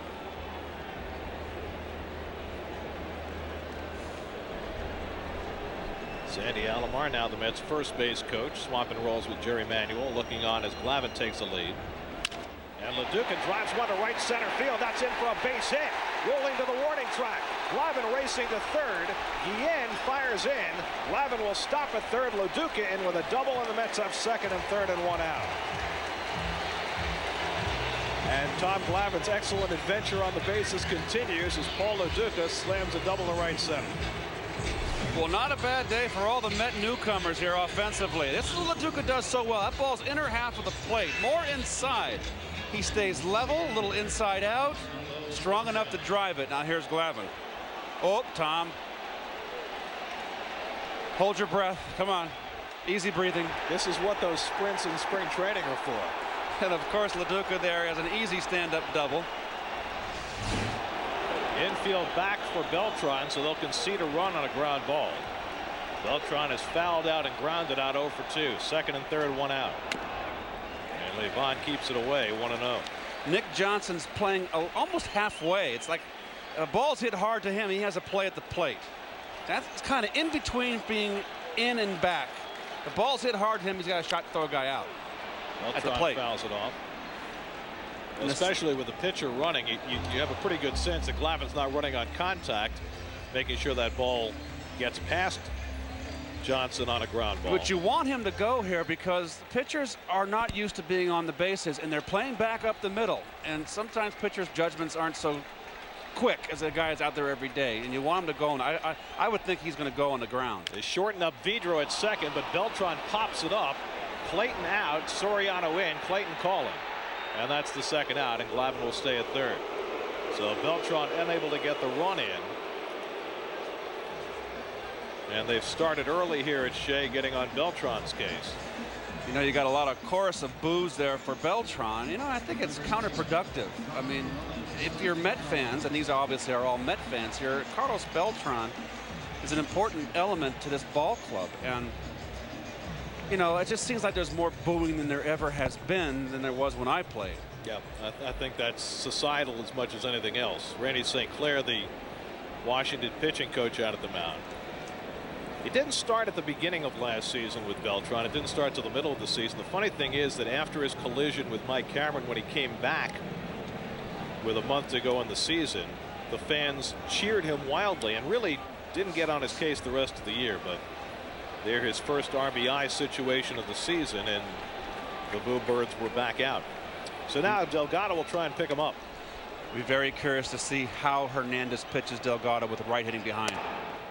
Taken inside. Well, you remember last year when Floyd was hitting in front of Wright, every time they would walk Floyd to pitch to Wright, David would punish them. Well, they have to respect Wright. There's no question. And they pitched aggressive. Davey Lopes, he's got the outfield way switched over. Blooped Clayton right there, and that ends the inning. So Hernandez able to avoid trouble in the 5th 2 hits and 2 left. Glavin will try and catch his breath as we go to the 6th. Well, you've met the Mets. They're about ready to play, and so are we. Right, Ralph Kiner? That's right, Lindsay, and it should be a mighty interesting season, starting with our first exhibition game on television tomorrow. Right. Bob Murphy? Opening day less than 2 weeks away, Lindsay. You're right. Opening day less than 2 weeks away. So we'll see you tomorrow, starting with the first exhibition game. We'll be doing 136 games for WOR-TV Channel 9 in New York for Rheingold. See you. And that, my friends, is an absolute classic. The original 3 broadcasters of the New York Mets, Bob Murphy, Lindsey Nelson, and Ralph Kiner, on the first ever telecast of anything involving the New York Mets in 1962. And now here we are, some 44 years later, launching a new venture, Sportsnet New York, our first ever New York Mets broadcast. Well, I'll tell you what, I feel very honored that to follow in those footsteps. Ralph is such a wonderful man. I had a great pleasure of working with Ralph. Of course, I didn't know Lindsey Nelson, but of course, Bob Murphy. Those are old Met stalwarts there. And Ralph is just such a class guy. And I miss Ralph. I haven't seen Ralph. I didn't see him all spring. So hopefully he'll make it out here and come by the booth. And Ralph will be part of our coverage on Sportsnet New York. He'll be doing some studio work, and he'll also be a guest commentator on some games. It occurs to me that Lindsey Nelson would be awfully proud of that coat you're wearing today. Oh, you don't like it? It's my Thomas Jefferson $2 bill coat. I mean, it didn't cost $2 though. It's not quite multicolor in the way that Lindsey used to wear his blazers, but it's special. It really is. And you, you pull it off. And not many guys could pull that off, I want you to know. You're not a member of PETA, are you? Turn my back to you. No, the red paint was left at home today. 2-2 to Ryan Zimmerman as Glavin works in the 6th, and he gets him with the changeup, and that's 3 consecutive strikeouts for Tom Glavin. Well, the old catcher set up in, and it's a changeup. Out in front, swings right through it. Glavin up to 94 pitches on the afternoon, and the bullpen staying busy, but even after that trip around the bases for Glavin, still looking sharp as Clayton lines one just beyond the reach of Hernandez and into right field. Well, you see the success with the Nationals is them taking Glavin the other way. When Glavin got in trouble, you see Howman there. He's probably ready to go. But I think Willie would much prefer Glavin to get through this 6th inning, get 7 and 8 from Heilman, and then go to Wagner for the 9th, which is something that we're going to see a lot of this season. Talking to Willie before the game, he said that 8th inning will belong to Heilman. It'll also belong to Duaner Sanchez. They might mix and match in the 7th and 8th. There's Schneider taking outside. And it's not a matter of leaving Glavin in the game to face the lefty here, because Heilman is as effective as anybody against left-hand hitters.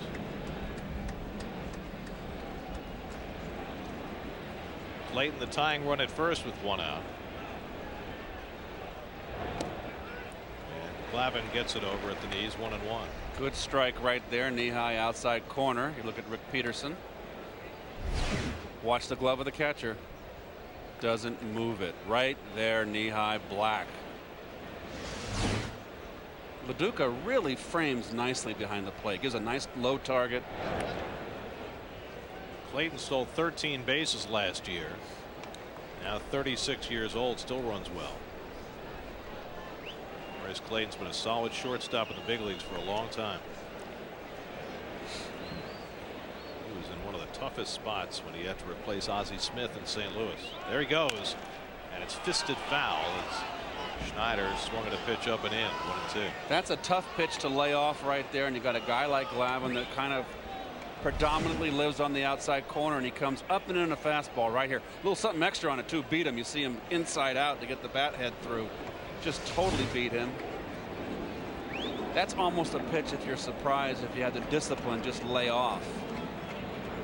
It looks like Snyder's on top of the plate against left-handers. You can only cover so much of the plate when you're that close to the plate. Look area in or out. And Glavin just misses away. You mentioned the troubles that Schneider had swinging the bat in spring training. He was just 2 for 23, and he hasn't looked good swinging the bat here today. So for a hitter like that, you would think trying to come inside might be exactly what Glavin wants to do. Well, you want to get him. He's not feeling good. You want to make him. Back to the mound. Double play ball. Glavin to Reyes and on to first. 1-6-3 double play, and the inning is over. So Glavin inducing the comebacker from Schneider, and he's through 6. We're in the middle of the 6th at Shea. Mets 2, Nationals 1. Mets baseball on Sportsnet New York is being brought to you by Honda. See your Honda dealer and discover the great values now being offered. And by Quikrete. Quikrete cement and concrete products. Quikrete, king of the concrete jungle. Tom Glavine, 100 pitches through 6 innings. He's allowed a run on 6 hits. Also has a couple of base hits in his own right. Well, we all know about pitch counts, and 100 seems to be the magic number. For the moment, Aaron Heilman has sat down in the Mets bullpen. I'd say give me one more, Tom. If he can get it, that double play ball certainly helped. Here's David Wright leading off the home 6th, and he takes the curve from Livan Hernandez, and that's Livan's 88th pitch of the game. Wright has flied out twice, 0 for 2. And he takes a strike, 0-2. Last season, this is where David Wright's at-bats began. He was constantly 0-2 and then able to get himself into better counts, 2-2, 3-2. Hits this one in the air to deep right field. Back goes Guillen onto the warning track, looking up, and it's out of here! David Wright with an opposite field home run. The Mets' first home run of the season, and the Mets extend their lead to 3-1.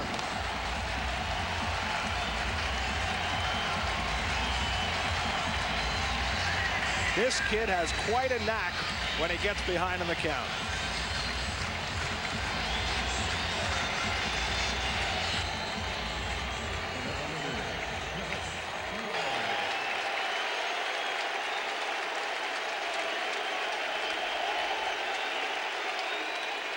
Floyd grounds one to first, a foul ball. Well, David just looks like he was looking away. Fastball up and out on the outer half of the plate. Not a good pitch from Livan. And David's so strong. That was a line drive. And you see the reaction in the Met dugout. And that is a big run here in the bottom of the 6th. That cushion keeps your corner infielders off the lines, protecting for the double. Floyd takes a sinker for a strike. Wright hit 27 home runs last year in his first full season. And it seemed as though more than half of them were to the right of center field. And his first one of this year goes the other way. Floyd lifts one to left. Soriano right there. And that's the first out. So one away. It'll bring up Xavier Nady. And it's time for our Aflac trivia question. And the question is, who has hit the most opening day home runs in Major League history? Well, you told me the answer. We will say one thing. He's in the ballpark here today. Yes, he is. He is in attendance. Here's Xavier Nady, who's had a big Mets debut. Single to left center in the 3rd. Now, Xavier Wright doubled in a run in the 4th. I'm sorry, Garrett. I didn't mean to step on you there. Nady's got to look away now. He beat him up and in last at bat, and the book on Nady is away. Takes the curve, 1-1. He turned on the fastball up and in for an RBI double, gave them at the 2-run lead back in the 4th. I do not think he's going to go back in there. Slider, fastball away, curveball. Another curve, and he gets it over, 1-2 to Nady. And those are 2 hanging curves in a row over the inner half of the plate. Just kind of froze Nady. I think more of the off speed fooled him. Well, he's probably looking away, wouldn't you think? Fastball in.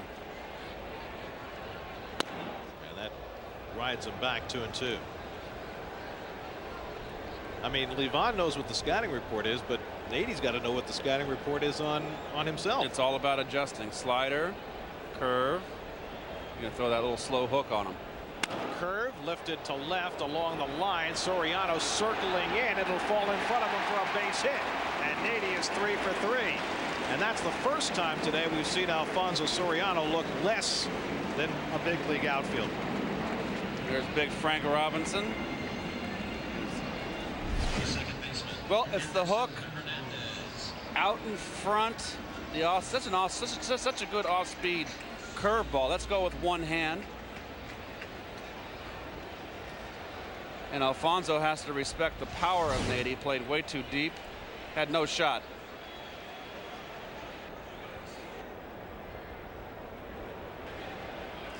Here's Hernandez taking outside 1-0.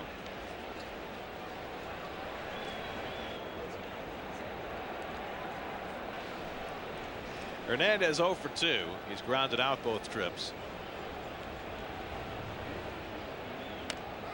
And he takes a strike 1-1. For a young hitter like Hernandez, 23 years old, your first opening day, and you face a crafty pitcher like Glavin. Such a nice last name, Hernandez.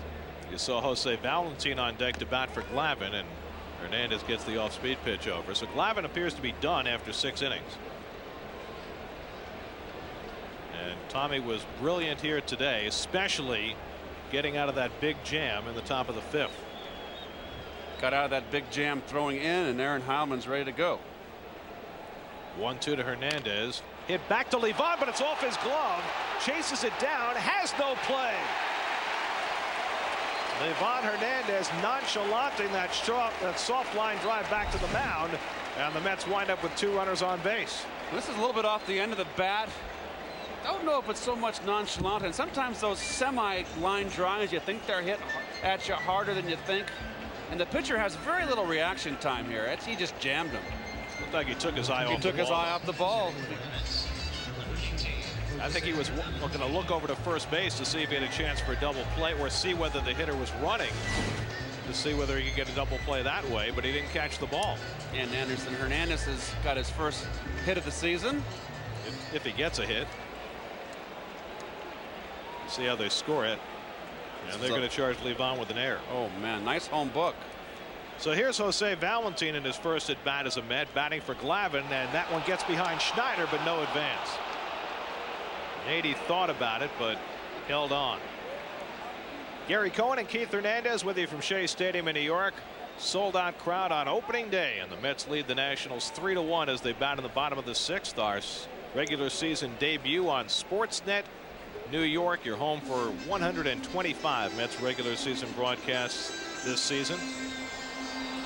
Valentin coming off a poor and injury-plagued year with the Dodgers last year.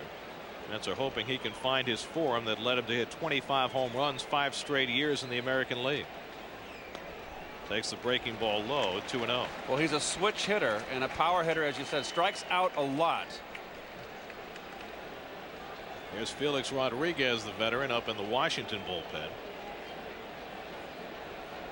trying to fill some of the gap created by the injury to Luis Ayala, who's out for the year. 2-0 to Valentin, and now it's 3-0.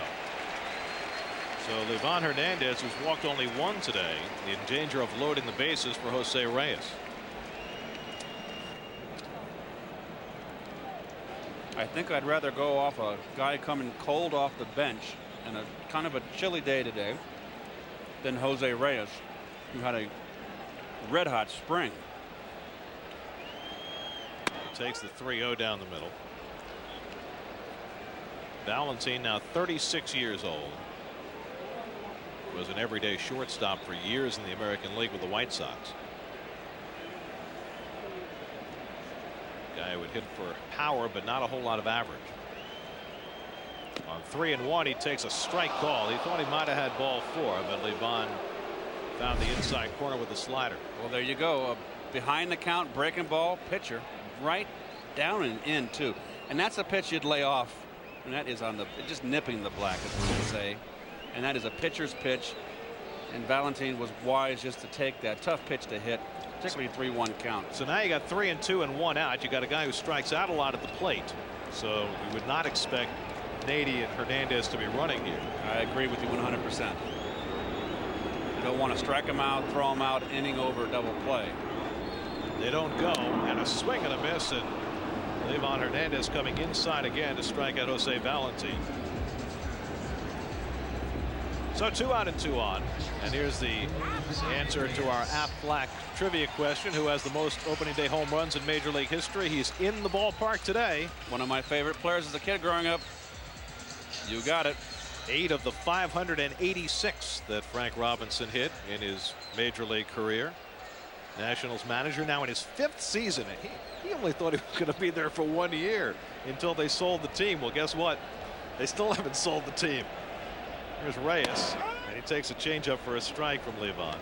They've agreed on the ballpark. There's Frank's career numbers. Oof. What a great player.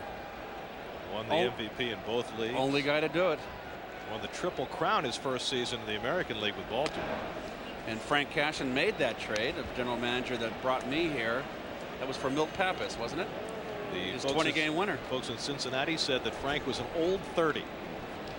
Well, he was a very young 31 when he won the Triple Crown. Reyes fouled it off 1-2. I talked with Frank about that trade, Frank Cashin, and he said, we knew what he could do. We knew the stats. Well, he came over and became the leader of that Oriole team, and that is the intangible you don't know when you make a trade. And he said he just came over and took charge of that clubhouse and made them into winners. And not only did he win the Triple Crown that first year, but they won the World Series sweeping the Dodgers. 2-2 to Reyes. And all those great young pitchers on that team with Palmer and McNally. Cuellar. Pat Dobson, right? Was he on that team? A little later, I think. They had 4 20-game winners when Dobson came over. Right. That was 71, I think. 2-2 to Reyes. 2 out and 2 on. And a swing and a miss, and Hernandez strikes out Reyes. So back-to-back strikeouts for Glavin to limit the damage. But the Mets tack on 1 in the 6th on David Wright's first home run of the year. And as we go to the 7th, it's 3-1 New York, as the Mets will go to their bullpen in the 7th. Just need more power in the lineup, you know? All right, Matt and Kurt Schilling making that start for the Red Sox today, hoping to stay healthy all year, and the Red Sox badly need him to do that.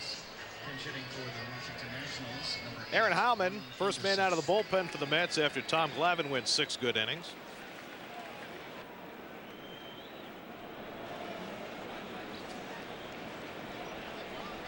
See Heilman right there, his numbers. Second half of the season, he posted a 0.68 earned run average. Best in the major leagues. Billy Wagner was second. And the first man Heilman will face will be the former Met Marlon Anderson, batting for Glavin Hernandez. Marlon had a spectacular year as a pinch hitter for the Mets last year, and they wanted to bring him back, but they didn't want to give him a 2-year contract. The Nationals did, and so Marlon Anderson is now with Washington. Popped up foul off to the left, 0-2. Aaron Heilman, after that great season out of the bullpen last year, wanted to become a starter. Feels more comfortable as a starter. Went to the Dominican Republic and did a great job starting during the winter. Competed for the 5th starter's job this spring and did a great job again. And yet he's back in the bullpen. And he handled it well. And we knew he would. He's such an even temperament, such a quiet kid. And it had to be disappointing for him. He's been a starter his whole life. He started at Notre Dame. But the Mets felt that they'd be stronger in the bullpen with him out there. Loop to left center, and that's in for a base hit for Marlon Anderson, and that's what Marlon did all of last year for the Mets, coming off the bench and wrapping out pinch hits. Last year he had 18 pinch hits and a .321 pinch hit batting average for the Mets. Well, you see the pitch was supposed to be down and away, and you saw LaDuca's glove. There's a mistake right there. Got an inner half, and good hitting by Anderson. So that's the 7th Washington hit, and they'll get the tying run to the plate here in the top of the 7th. Brandon Watson, who's gone 0 for 3. Mets in at the corners. And Watson watches outside. Now the book and the rule is on the road you play for the win, and at home you play for the tie. Why? I don't know. Obviously you bat in the bottom of the order. So in this situation, well, excuse me, it's 3-1. So I made a big boo-boo right there. So scratch that. Forgot about the home run. Try for the 3-run homer. Bunted up the first baseline. Loduca has to let that one roll and then punches it the rest of the way foul.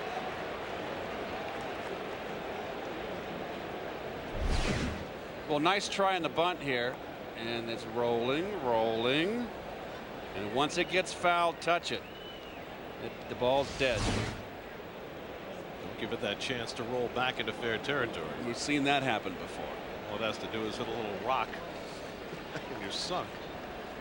Watson has great speed, and that's the reason, among others, that he won the job away from Ryan Church as the national center fielder. He is more of a leadoff hitter, and Church wasn't. Although Church did a nice job for the Nationals last year, and he'll be back. But he was stunned that he did not win that center field job. Well, and also, too, you know, he'll work a little bit harder to get back. And Watson had his last 7 minor league seasons. He's only 24 years old. Has 163 stolen bases. He hit .337 in the minors last year. Anderson not a fast man at first, and Watson trying to bunt again and bunts it foul. Now, he's not funny to sacrifice here, down by 2 runs in the 7th. Makes me wonder. I seriously doubt it with the 2-run lead. It did not look like a drag bunt. And why would you want to bunt down the first base line when you got the first baseman holding the runner on? He's already in. So Frank Robinson looking on, a little bit bemused in the Washington dugout, as though he were surprised that Watson had tried to bunt twice. You got Vidro and Guillen behind Watson.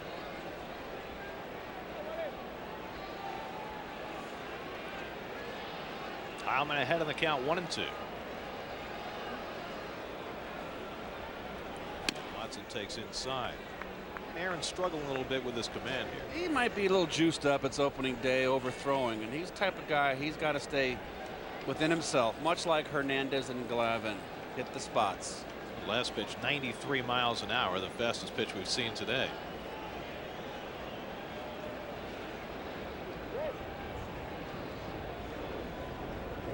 On 2-2, Watson takes just inside. He's backing away, and that ball almost tailed over the inside corner. 3-2. Now the big question: do you send the runner at first, Anderson, on a 3-2 count? You're down 2 runs. Heilman will strike people out. Throws the changeup. A changeup is a good pitch to run on. Not a big lead for Anderson. He's running. And it's lined to right field for a base hit. Anderson will turn second and go on to third. Nady will throw into second base. And the Nationals have first and third and nobody out. Well, it's a changeup. Didn't get it away enough, and he got it up. Actually, it was a changeup. He's out in front a little bit. He got the ball up waist high. Not out enough. So now the tying runs are on base with nobody out, and Heilman struggling a bit in his first outing of the season. Aaron was moved back to the bullpen about 10 days ago and only got in 3 appearances out of the pen in spring training. Here's Vidro with the tying runs aboard. Pulls it through the hole into right field, a base hit. That'll bring home Anderson from third. Watson stops at second. It's an RBI single for Jose Vidro. 3 straight hits against Heilman, and the Mets lead is trimmed to 3-2. Things not going well for Aaron Heilman. Well, it's the fastball to watch the catcher's glove. See, it's supposed to be away, and it's down and in on the inner half. Seems to be a little bit overthrowing right now. You can see the backhand on the glove of Loduca. He's got to come back across the middle. That's right down the pipe. And so Rick Peterson's going to pay Heilman a visit. Aaron's command has seemed to be off right from his first pitch. And so the Mets are going to get the bullpen cranking as Duaner Sanchez begins to loosen up. The team, the time, the network, the sweepstakes. Sportsnet New York and the Mets have teamed up for a great sweepstakes. Log on to SNY.TV or Mets.com for your chance to throw out the first pitch before a game at Shea. So now Jose Guillen digs in against Aaron Heilman, who's given up 3 straight hits and a run. tying run at second, the go-ahead run at first with nobody out. Guillen 1 out of 3. And Howman misses inside.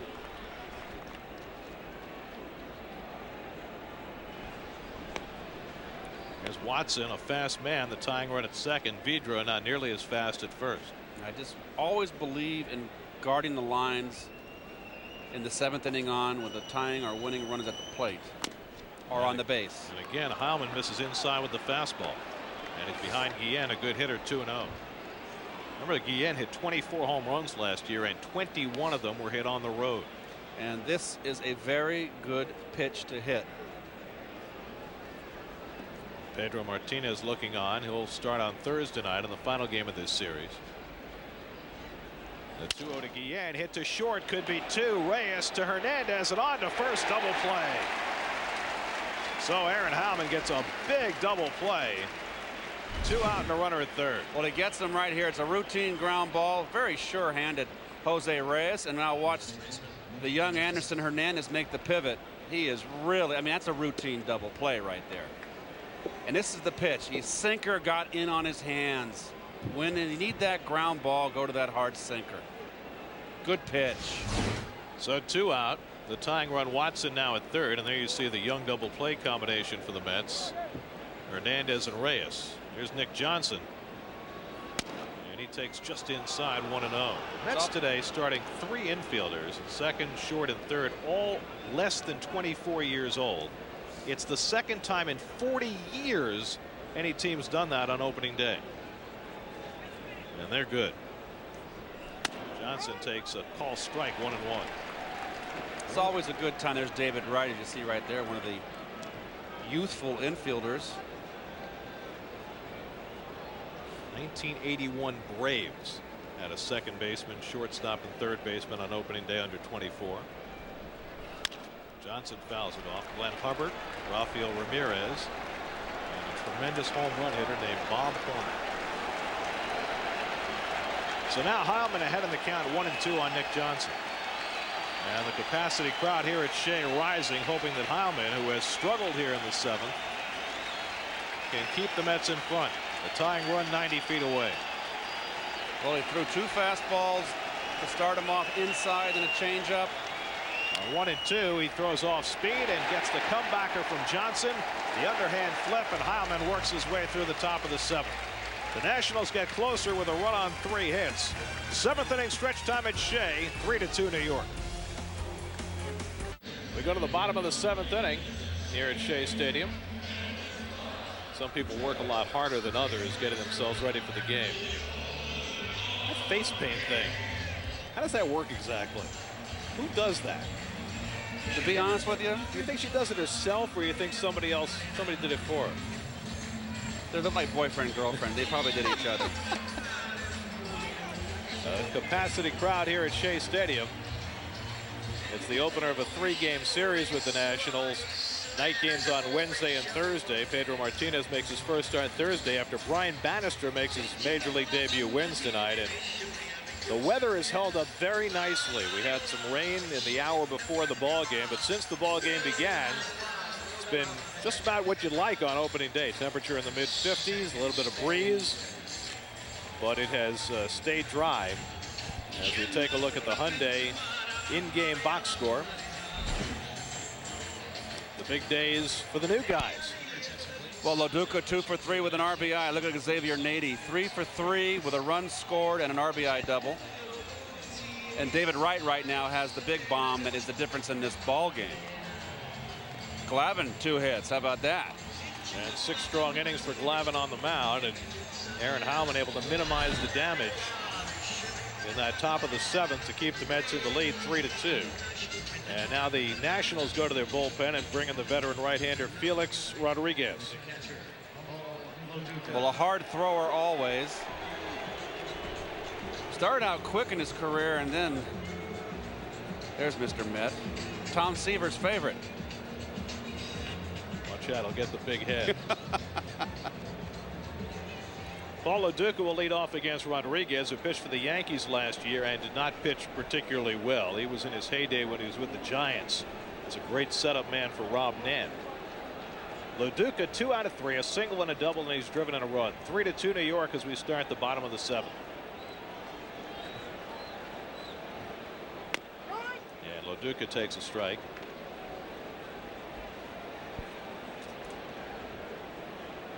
Paul LaDuca, who grew up a Met fan in Arizona, talked about how he was jumping up and down on his bed just outside Phoenix when the Mets won the '86 World Series. He's only human. We had that kind of appeal. I was jumping too. 1-1 to LaDuca.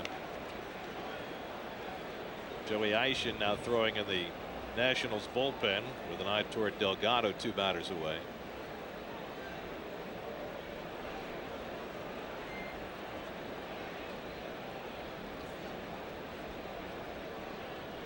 One and one to LaDuca.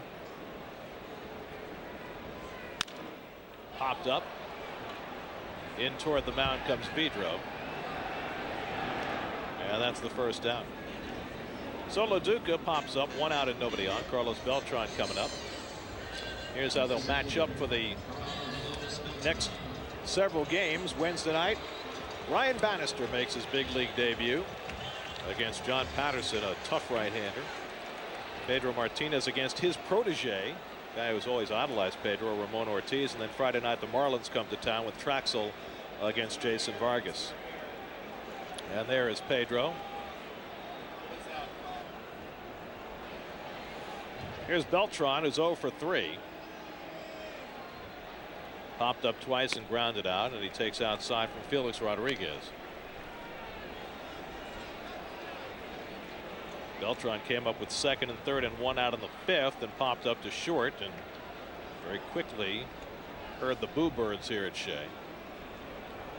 Hoping to get his season off to a good start. And Carlos takes a strike, 1-1.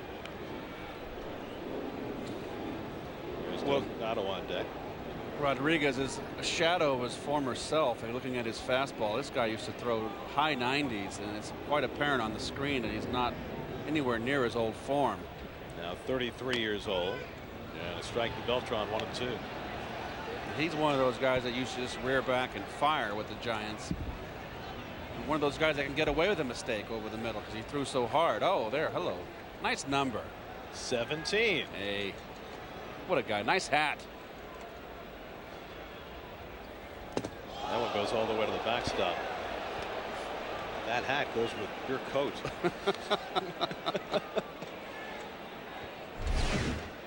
Well, this one just gets away right here. That's a mistake. No, if you're going to make a mistake, it's okay to make a mistake out of the strike zone. Way out of the strike zone. Well, the Mets took advantage of a big mistake by Felix Rodriguez in the National League Division Series in 2000. As Jay Payton got the base hit that drove in the winning run in the 10th inning in Game 2 of that series when the Mets were a game behind. Beltran fouls it off. Remember, the Mets had lost Game 1 and they were on the verge of winning Game 2 before J.T. Snow hit a 3-run homer against Armando Benitez to tie it. But then Darrell Hamilton doubled and Payton got the base hit off Rodriguez on a slider, which Rodriguez always regretted. And the Mets won that game. What year was that? 2000. I always felt that Bobby Valentine should have been manager of the year that year with that ball club he had. Oh yeah, the last at bat of that game, John Franco striking out Barry Bonds, and Beltran fouls it off on a pitch that Barry still thinks was not a strike. There it is.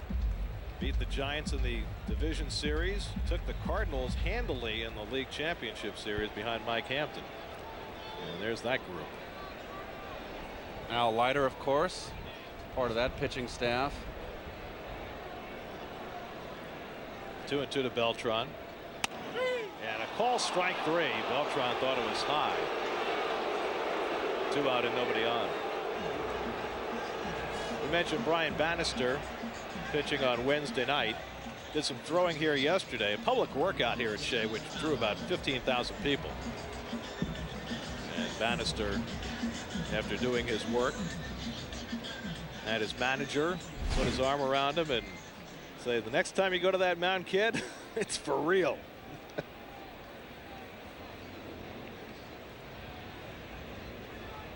2 out and nobody on. Here's Carlos Delgado. Well, Willie does such a great job communicating. I know it's an overused word, communication, but for lack of a better word, he does such a wonderful job communicating with his players. And he's a former player. He's a no-nonsense guy. You know, it's tough love. It's like almost like being a parent. Your kids go up and they make their own friends. They're the nice guys. As a parent, you got to have tough love. Willie demands a certain performance and work ethic from his players. If you do that, everything is fine.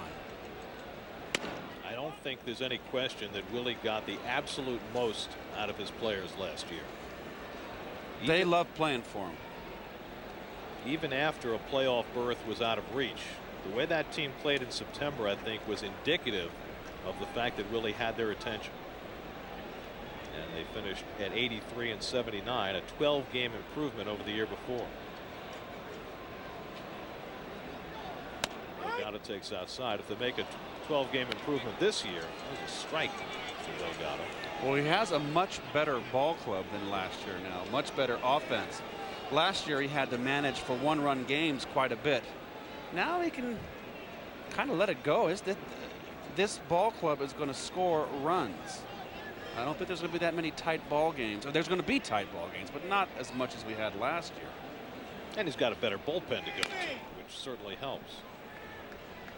I mean, last year, once he got past Roberto Hernandez and Aaron Heilman, you had to cross your fingers and hope. This year, he's got a lot more weapons. It's Billy Wagner getting ready for his first save opportunity as a Met. Might come today. And he already knows that this game is his goose egg up there by Heilman. He's in for the 9th. 2-2 to Delgado with 2 out and nobody on. 3-2 New York, bottom of the 7th, and Felix Rodriguez taking an eternity.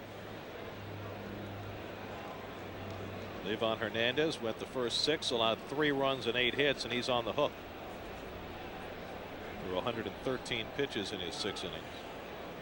Glavin also went 6. And he's pitcher of record on the long side.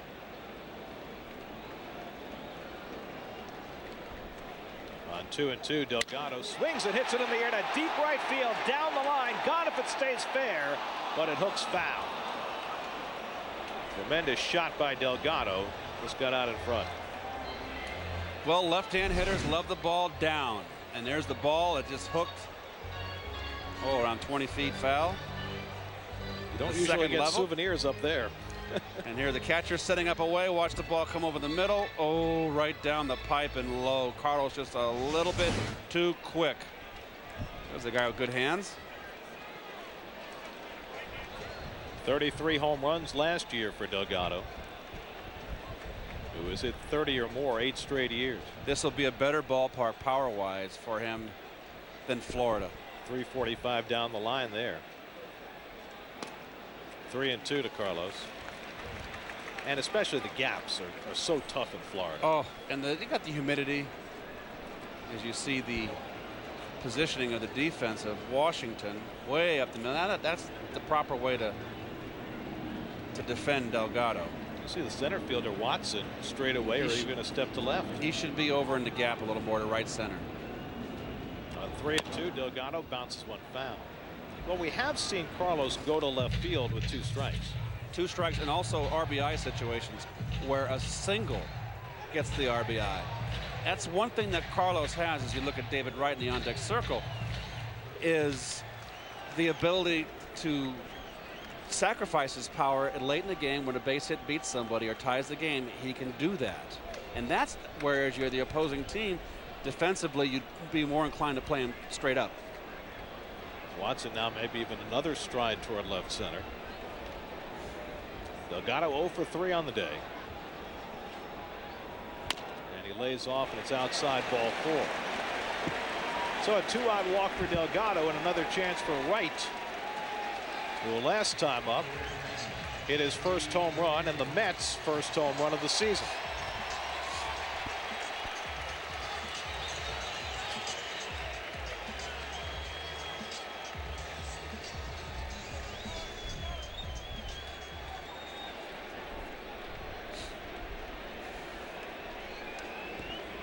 Well, I think Met fans out there can see this lineup as you look at the defense.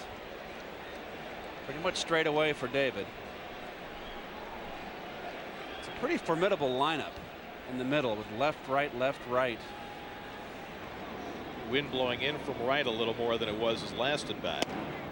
And a slider swung and missed because Wright went the other way with authority.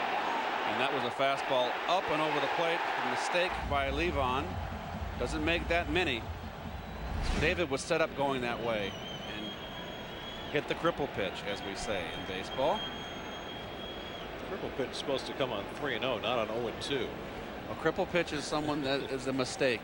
You jump on those cripples. This is war. No sympathy.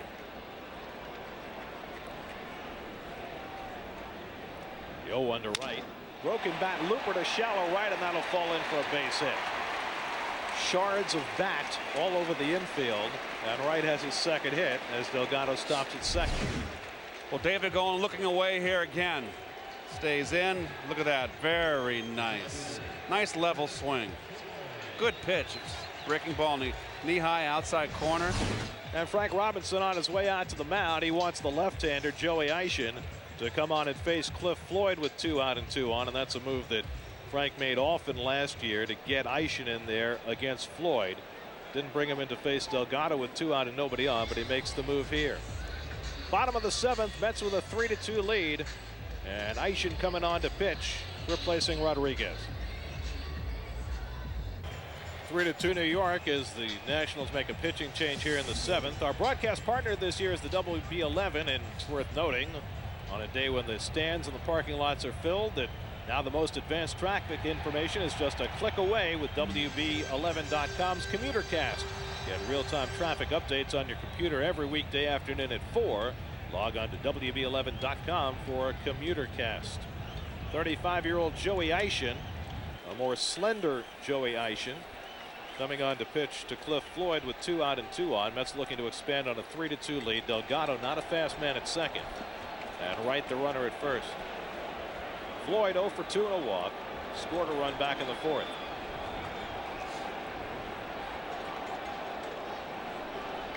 Eischen with that Mussina-esque bow. And gets the breaking ball over to Floyd. Well, Eischen is a left-handed specialist. You look at Cliff against career numbers against Eischen. 6 punch-outs and 11 at-bats. Eischen dropped 17 pounds since last season.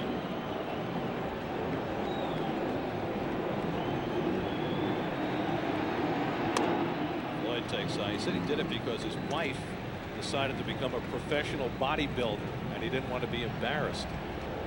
So he worked out with her and lost 17 pounds. Competition's a good thing, isn't it?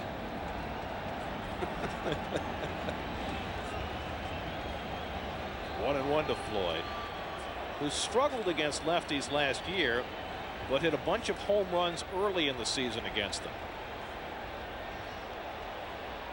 Another breaking ball, and Eischen finds the outside edge. That's a nasty pitch. Tell you what, he led Cliff off with a slider knee high outside corner. Came with an up and in fastball, then comes back with this slider right to the glove. And that's a strike on the corners. So now Eischen ahead of the count 1-2. 2 out and 2 on. 3-2 New York, 7th inning. And Floyd, tough swing on the breaking ball, and Zimmerman takes it to the bag for the force play that retires the side. So Eischen did a number on Floyd. The Mets get a hit and a walk, but leave 2. We go to the 8th now at Shea. Mets 3, Nationals 2. And Alfonso Soriano leads off against Aaron Heilman in the 8th inning. Cardinals have a run. They've got Chris Carpenter on the mound. That's about all they need. I agree. And you see the defense here. I'd like to see a little more protection on the lines here, on the corners with the first and third. Prevent the double, particularly a leadoff double. Soriano gets one just over the glove of Wright and into left field for a base hit. Didn't hit it hard, but just tall enough so that Wright couldn't reach it, and Soriano has his second hit of the game. Well, it's a broken bat here. Looks like not hit hard, just out of the reach of David Wright. If he was Scott Rowland, he would have caught it, because Scott's about 6 inches taller. Now you got a potential base running threat on first base. So now the tying run aboard. Soriano already has a stolen base today. Zimmerman the batter.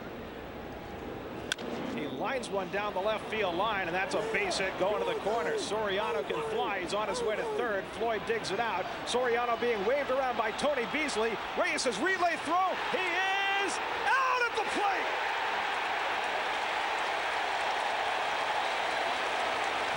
Two great throws by Floyd and Reyes. Tony Beasley, the new third base coach for the Nationals, sending Soriano with nobody out, and Reyes gunned him down. Well, this ball's ripped into the corner here, and two beautiful relays here. Floyd plays it perfectly, hits the cutoff man. Reyes with the strong arm. One hop to plate. Great block by LaDuca. Just, these are the things that win ball games. The on-deck circle guy did not get the bat out of the way for his base runner. Neither. What a play all the way. Oh, he dropped the ball. Umpire didn't see it. Got the call. That was the first base umpire, Tim Cheetah, who came down to make it. Broken bat grounded to short by Clayton. The runner will advance, but Reyes throws out Clayton for the second out. 2 away. I'm wondering if Alfonso Soriano ever got home, touched home. The plate was just blocked. He never touched it, and that's why he's out, even though the umpire is still calling him out right now. Should have had to tag him a second time. Let's see if he got a hand in. I don't think he did. I don't think he did. It's tough. He hit the shin guard, but he's not out right now. No, he needs to tag him again to be out. But that's a tough play for the umpire here. He's blocked. He did not. Oh, he got home. He was safe. That left hand got in. Oh my goodness. I am surprised that Frank Robinson didn't go out there and have a beef. Meanwhile, the barrel of that broken bat that Royce Clayton just hit wound up in the stands, and they're making sure everybody's okay from that, just to the left of home plate.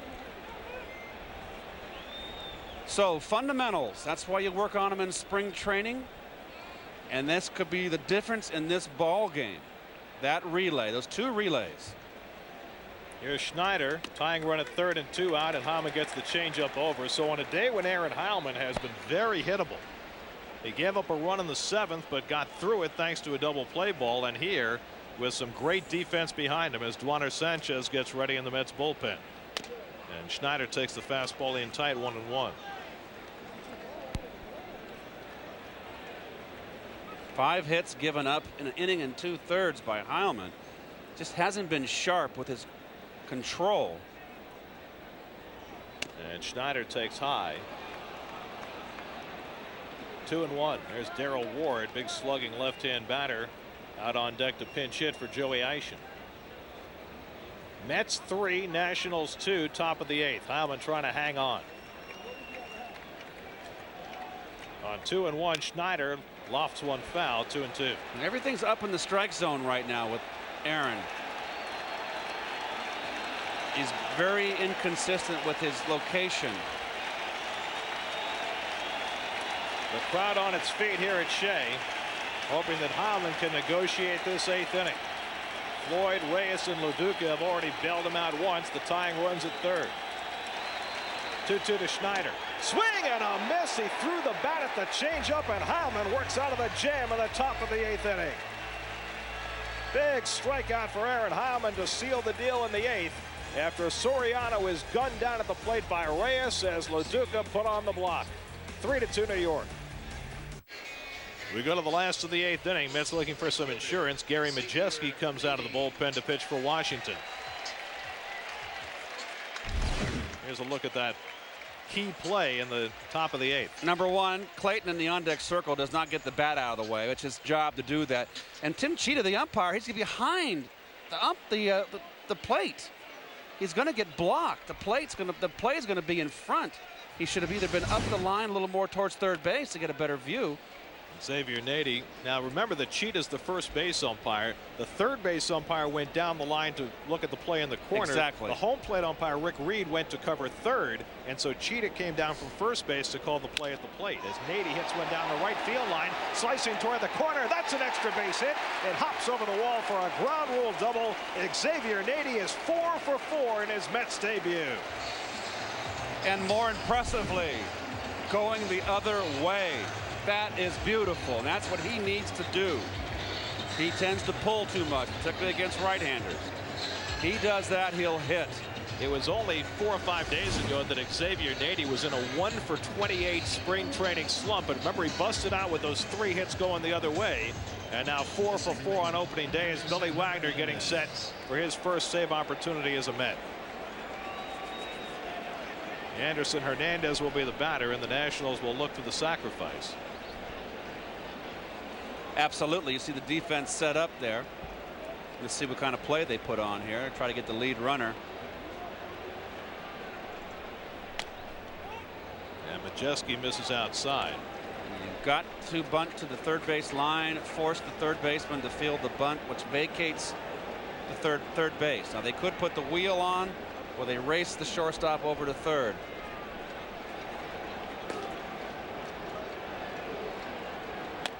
Hernandez offered at that one. It was off the plate, but he did offer at it. 1-1. Julio Franco has come out on deck to be a pinch hitter for Aaron Heilman, who staggered his way through 2 innings but kept the Mets in the lead. So the wheel play will show you right after this pitch. Bunted foul by Hernandez. Now it's 1-2. It's moot now with his 2 strikes. Now he's just going to try and pull the ball to the right side. So shortstop comes in, fakes, then goes this way. Everybody comes in hard. The second baseman covers first. Try to lead out. And hitters sometimes will be told if they see that shortstop break to swing away. Try and hit it up the middle. 1-2 now to Anderson Hernandez.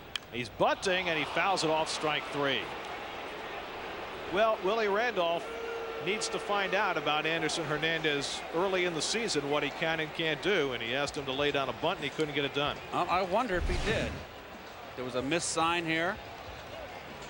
Look at the catcher wants a high strike, something to pop up. So Anderson doesn't do the job here, and these are the little things that win a ball game. And now Julio Franco will make his Mets debut, his 29th year in professional baseball. He's 47 years old, and he has been raking during spring training. Mets had enough trouble getting Franco out when he was a member of the Atlanta Braves. Now he's on their side. Runner at second and 1 out. And in the dirt and stopped on a hop by Schneider. Julio Franco among active leaders is 4th, but remember he was out of Major League Baseball for 4 or 5 years, playing in Korea and playing in Mexico. Couldn't get a job until 2001 when the Braves brought him in, and been very productive over the last 5 years. And he breaks his bat, hits it to short. Clayton holds the runner and gets the out as the barrel of yet another bat flies into the stands. So Nady remains at second with 2 down, and that's the direction where the bat went. Well, it's a fastball in. Catcher sets up in. Fastball runs in and just beats. Good swing by Franco. Just beat him. Just got beat a little bit. Enough to keep it off the barrel of the bat. So now after the leadoff double by Nady, he's still at second with 2 down as Wagner is about set to enter. Sandman. Here's Reyes grounding 1 to second. So Majeski does a nice job after the leadoff double as Hernandez couldn't get the bunt down, and so it's a 1-run lead that the Mets will hand off to Billy Wagner for his first save attempt as a Met. 3-2 New York as we go to the 9th inning on opening day at Shea. Moments ago, Billy Wagner, to the strains of the same tune that Mariano Rivera uses in his entrances, enter Sandman. Wagner, making his debut as a Met, always runs in from the bullpen. And the triple-digit throwing left-hander, who has been battling a finger injury during spring training, will try and nail it down in the 9th. Well, there he is. There's his numbers from last year. Look at that ERA. Look at the strikeouts, the innings pitched. Look at the hits. My goodness. Well, this is where the Mets hope to make a difference in 2006. Last year on opening day, they carried a 2-run lead into the 9th inning in Cincinnati. Adam Dunn hit a 2-run homer. Joe Randa followed with a solo shot. Braden Looper never retired a batter, and the Mets lost a heartbreaker on opening day. Now Wagner being entrusted to do better. 38 saves last year. He's had as many as 44 in a big league season. 284 saves in his brilliant career. Marlon Byrd will lead off, pinch hitting for the Nationals as we go to the ninth. 3-2 New York. Now the Mets are guarding the lines here in the ninth, so I gotta believe this is Willie Randolph's philosophy. And Byrd takes a strike at the knees from Billy Wagner. Now remember that Wagner missed more than 2 weeks right at the end of spring training, and finally came back on Saturday, just 2 days ago, against the Cardinals to get an inning of work in. And that fastball fouled off. The first one was at 92. That was a warm-up. That one had a little more giddy up at 95. That one had some serious hump on it. The crowd already rocking and rolling for Wagner. 0-2 to Byrd. Slider just missed. I tell you what, pretty good slider too. A nice try. 0-2. Good eye by Byrd to lay off. Billy started throwing that slider a lot more last season with the Phillies. He was hurt his first year in Philadelphia, not last year. Slider a little bit low. Of course, Byrd was his teammate in Philadelphia 2 years ago and for part of last year before he was traded to Washington.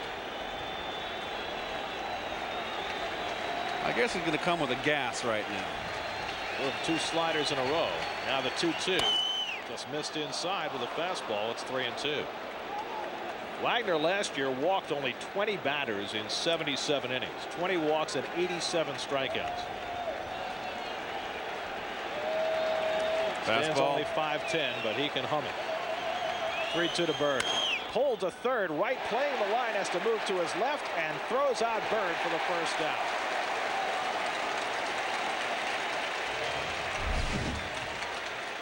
Well, no easy play for Wright here. This ball's hit hard. Beautiful play by Wright. Sure-handed, and the nice throw to first. Time for the AOL game summary. Xavier Nady in his Mets debut, 4 for 4. Paul LaDuca with a single, double, and RBI in his first game as a Met, and David Wright with a home run. Want a better high-speed internet? You belong at AOL. Now Matt Lecroy will bat for Brandon Watson. Strong right-handed batter. And Wagner throws a slider for a strike. Lecroy, who has spent his entire career in the American League, let go by the Twins and signed by the Nationals. He can hit home runs. Wagner's 0-1, and he throws it by him. Low and in, 0-2. I think he slightly threw it by him. This is down and in, and it's just like he'd be yelling at the bench, dial it up a notch. So for the second straight hitter, Wagner gets ahead 0-2, and again the crowd starts roaring, looking for the strikeout. Oh, the inside corner, strike 3 called. He got Lecroy looking at the slider. 2 out and nobody on.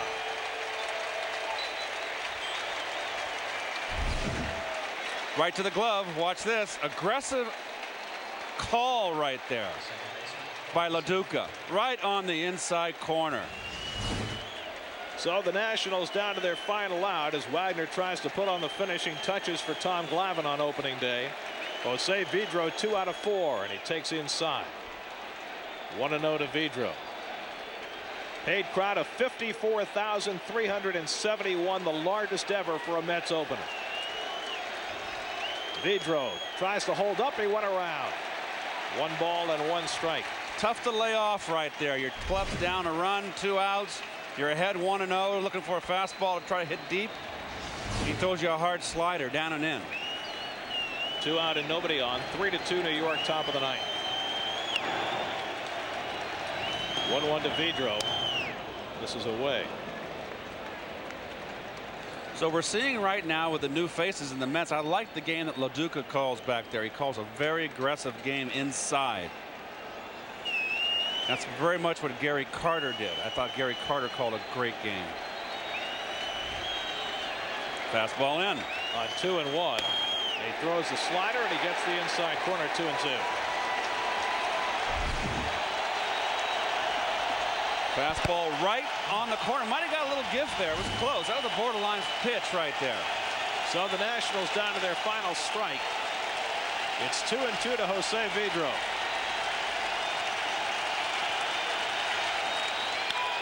Lifted foul down the left field line. That'll settle into the crowd.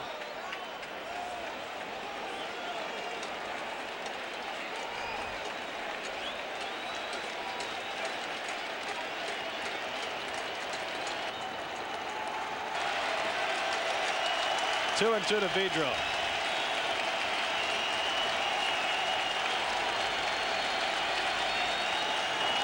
Wagner delivers. Line toward the gap in left center field. That's a base hit for Vidro. Beltran cuts it off. Vidro trying for two. The throw by Beltran. The slide. Out, and the ball game is over. Carlos Beltran guns down Jose Vidro, trying to stretch a single into a double. That's the final out of the game. Billy Wagner saves it, and the Mets have a one-run victory for Tom Glavine on opening day.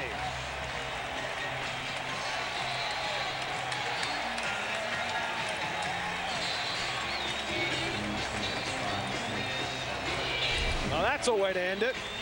Defense, defense, defense has won this ball game today for the Mets. Two fine plays in the field at critical points in the game. Just a perfect throw by Beltran, one hop, and there's the reaction of Willie Randolph.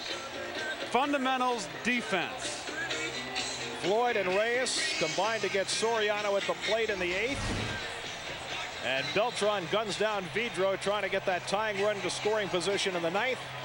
Billy Wagner saves it. Paul LaDuca has a big day with 2 hits and that great block of the plate.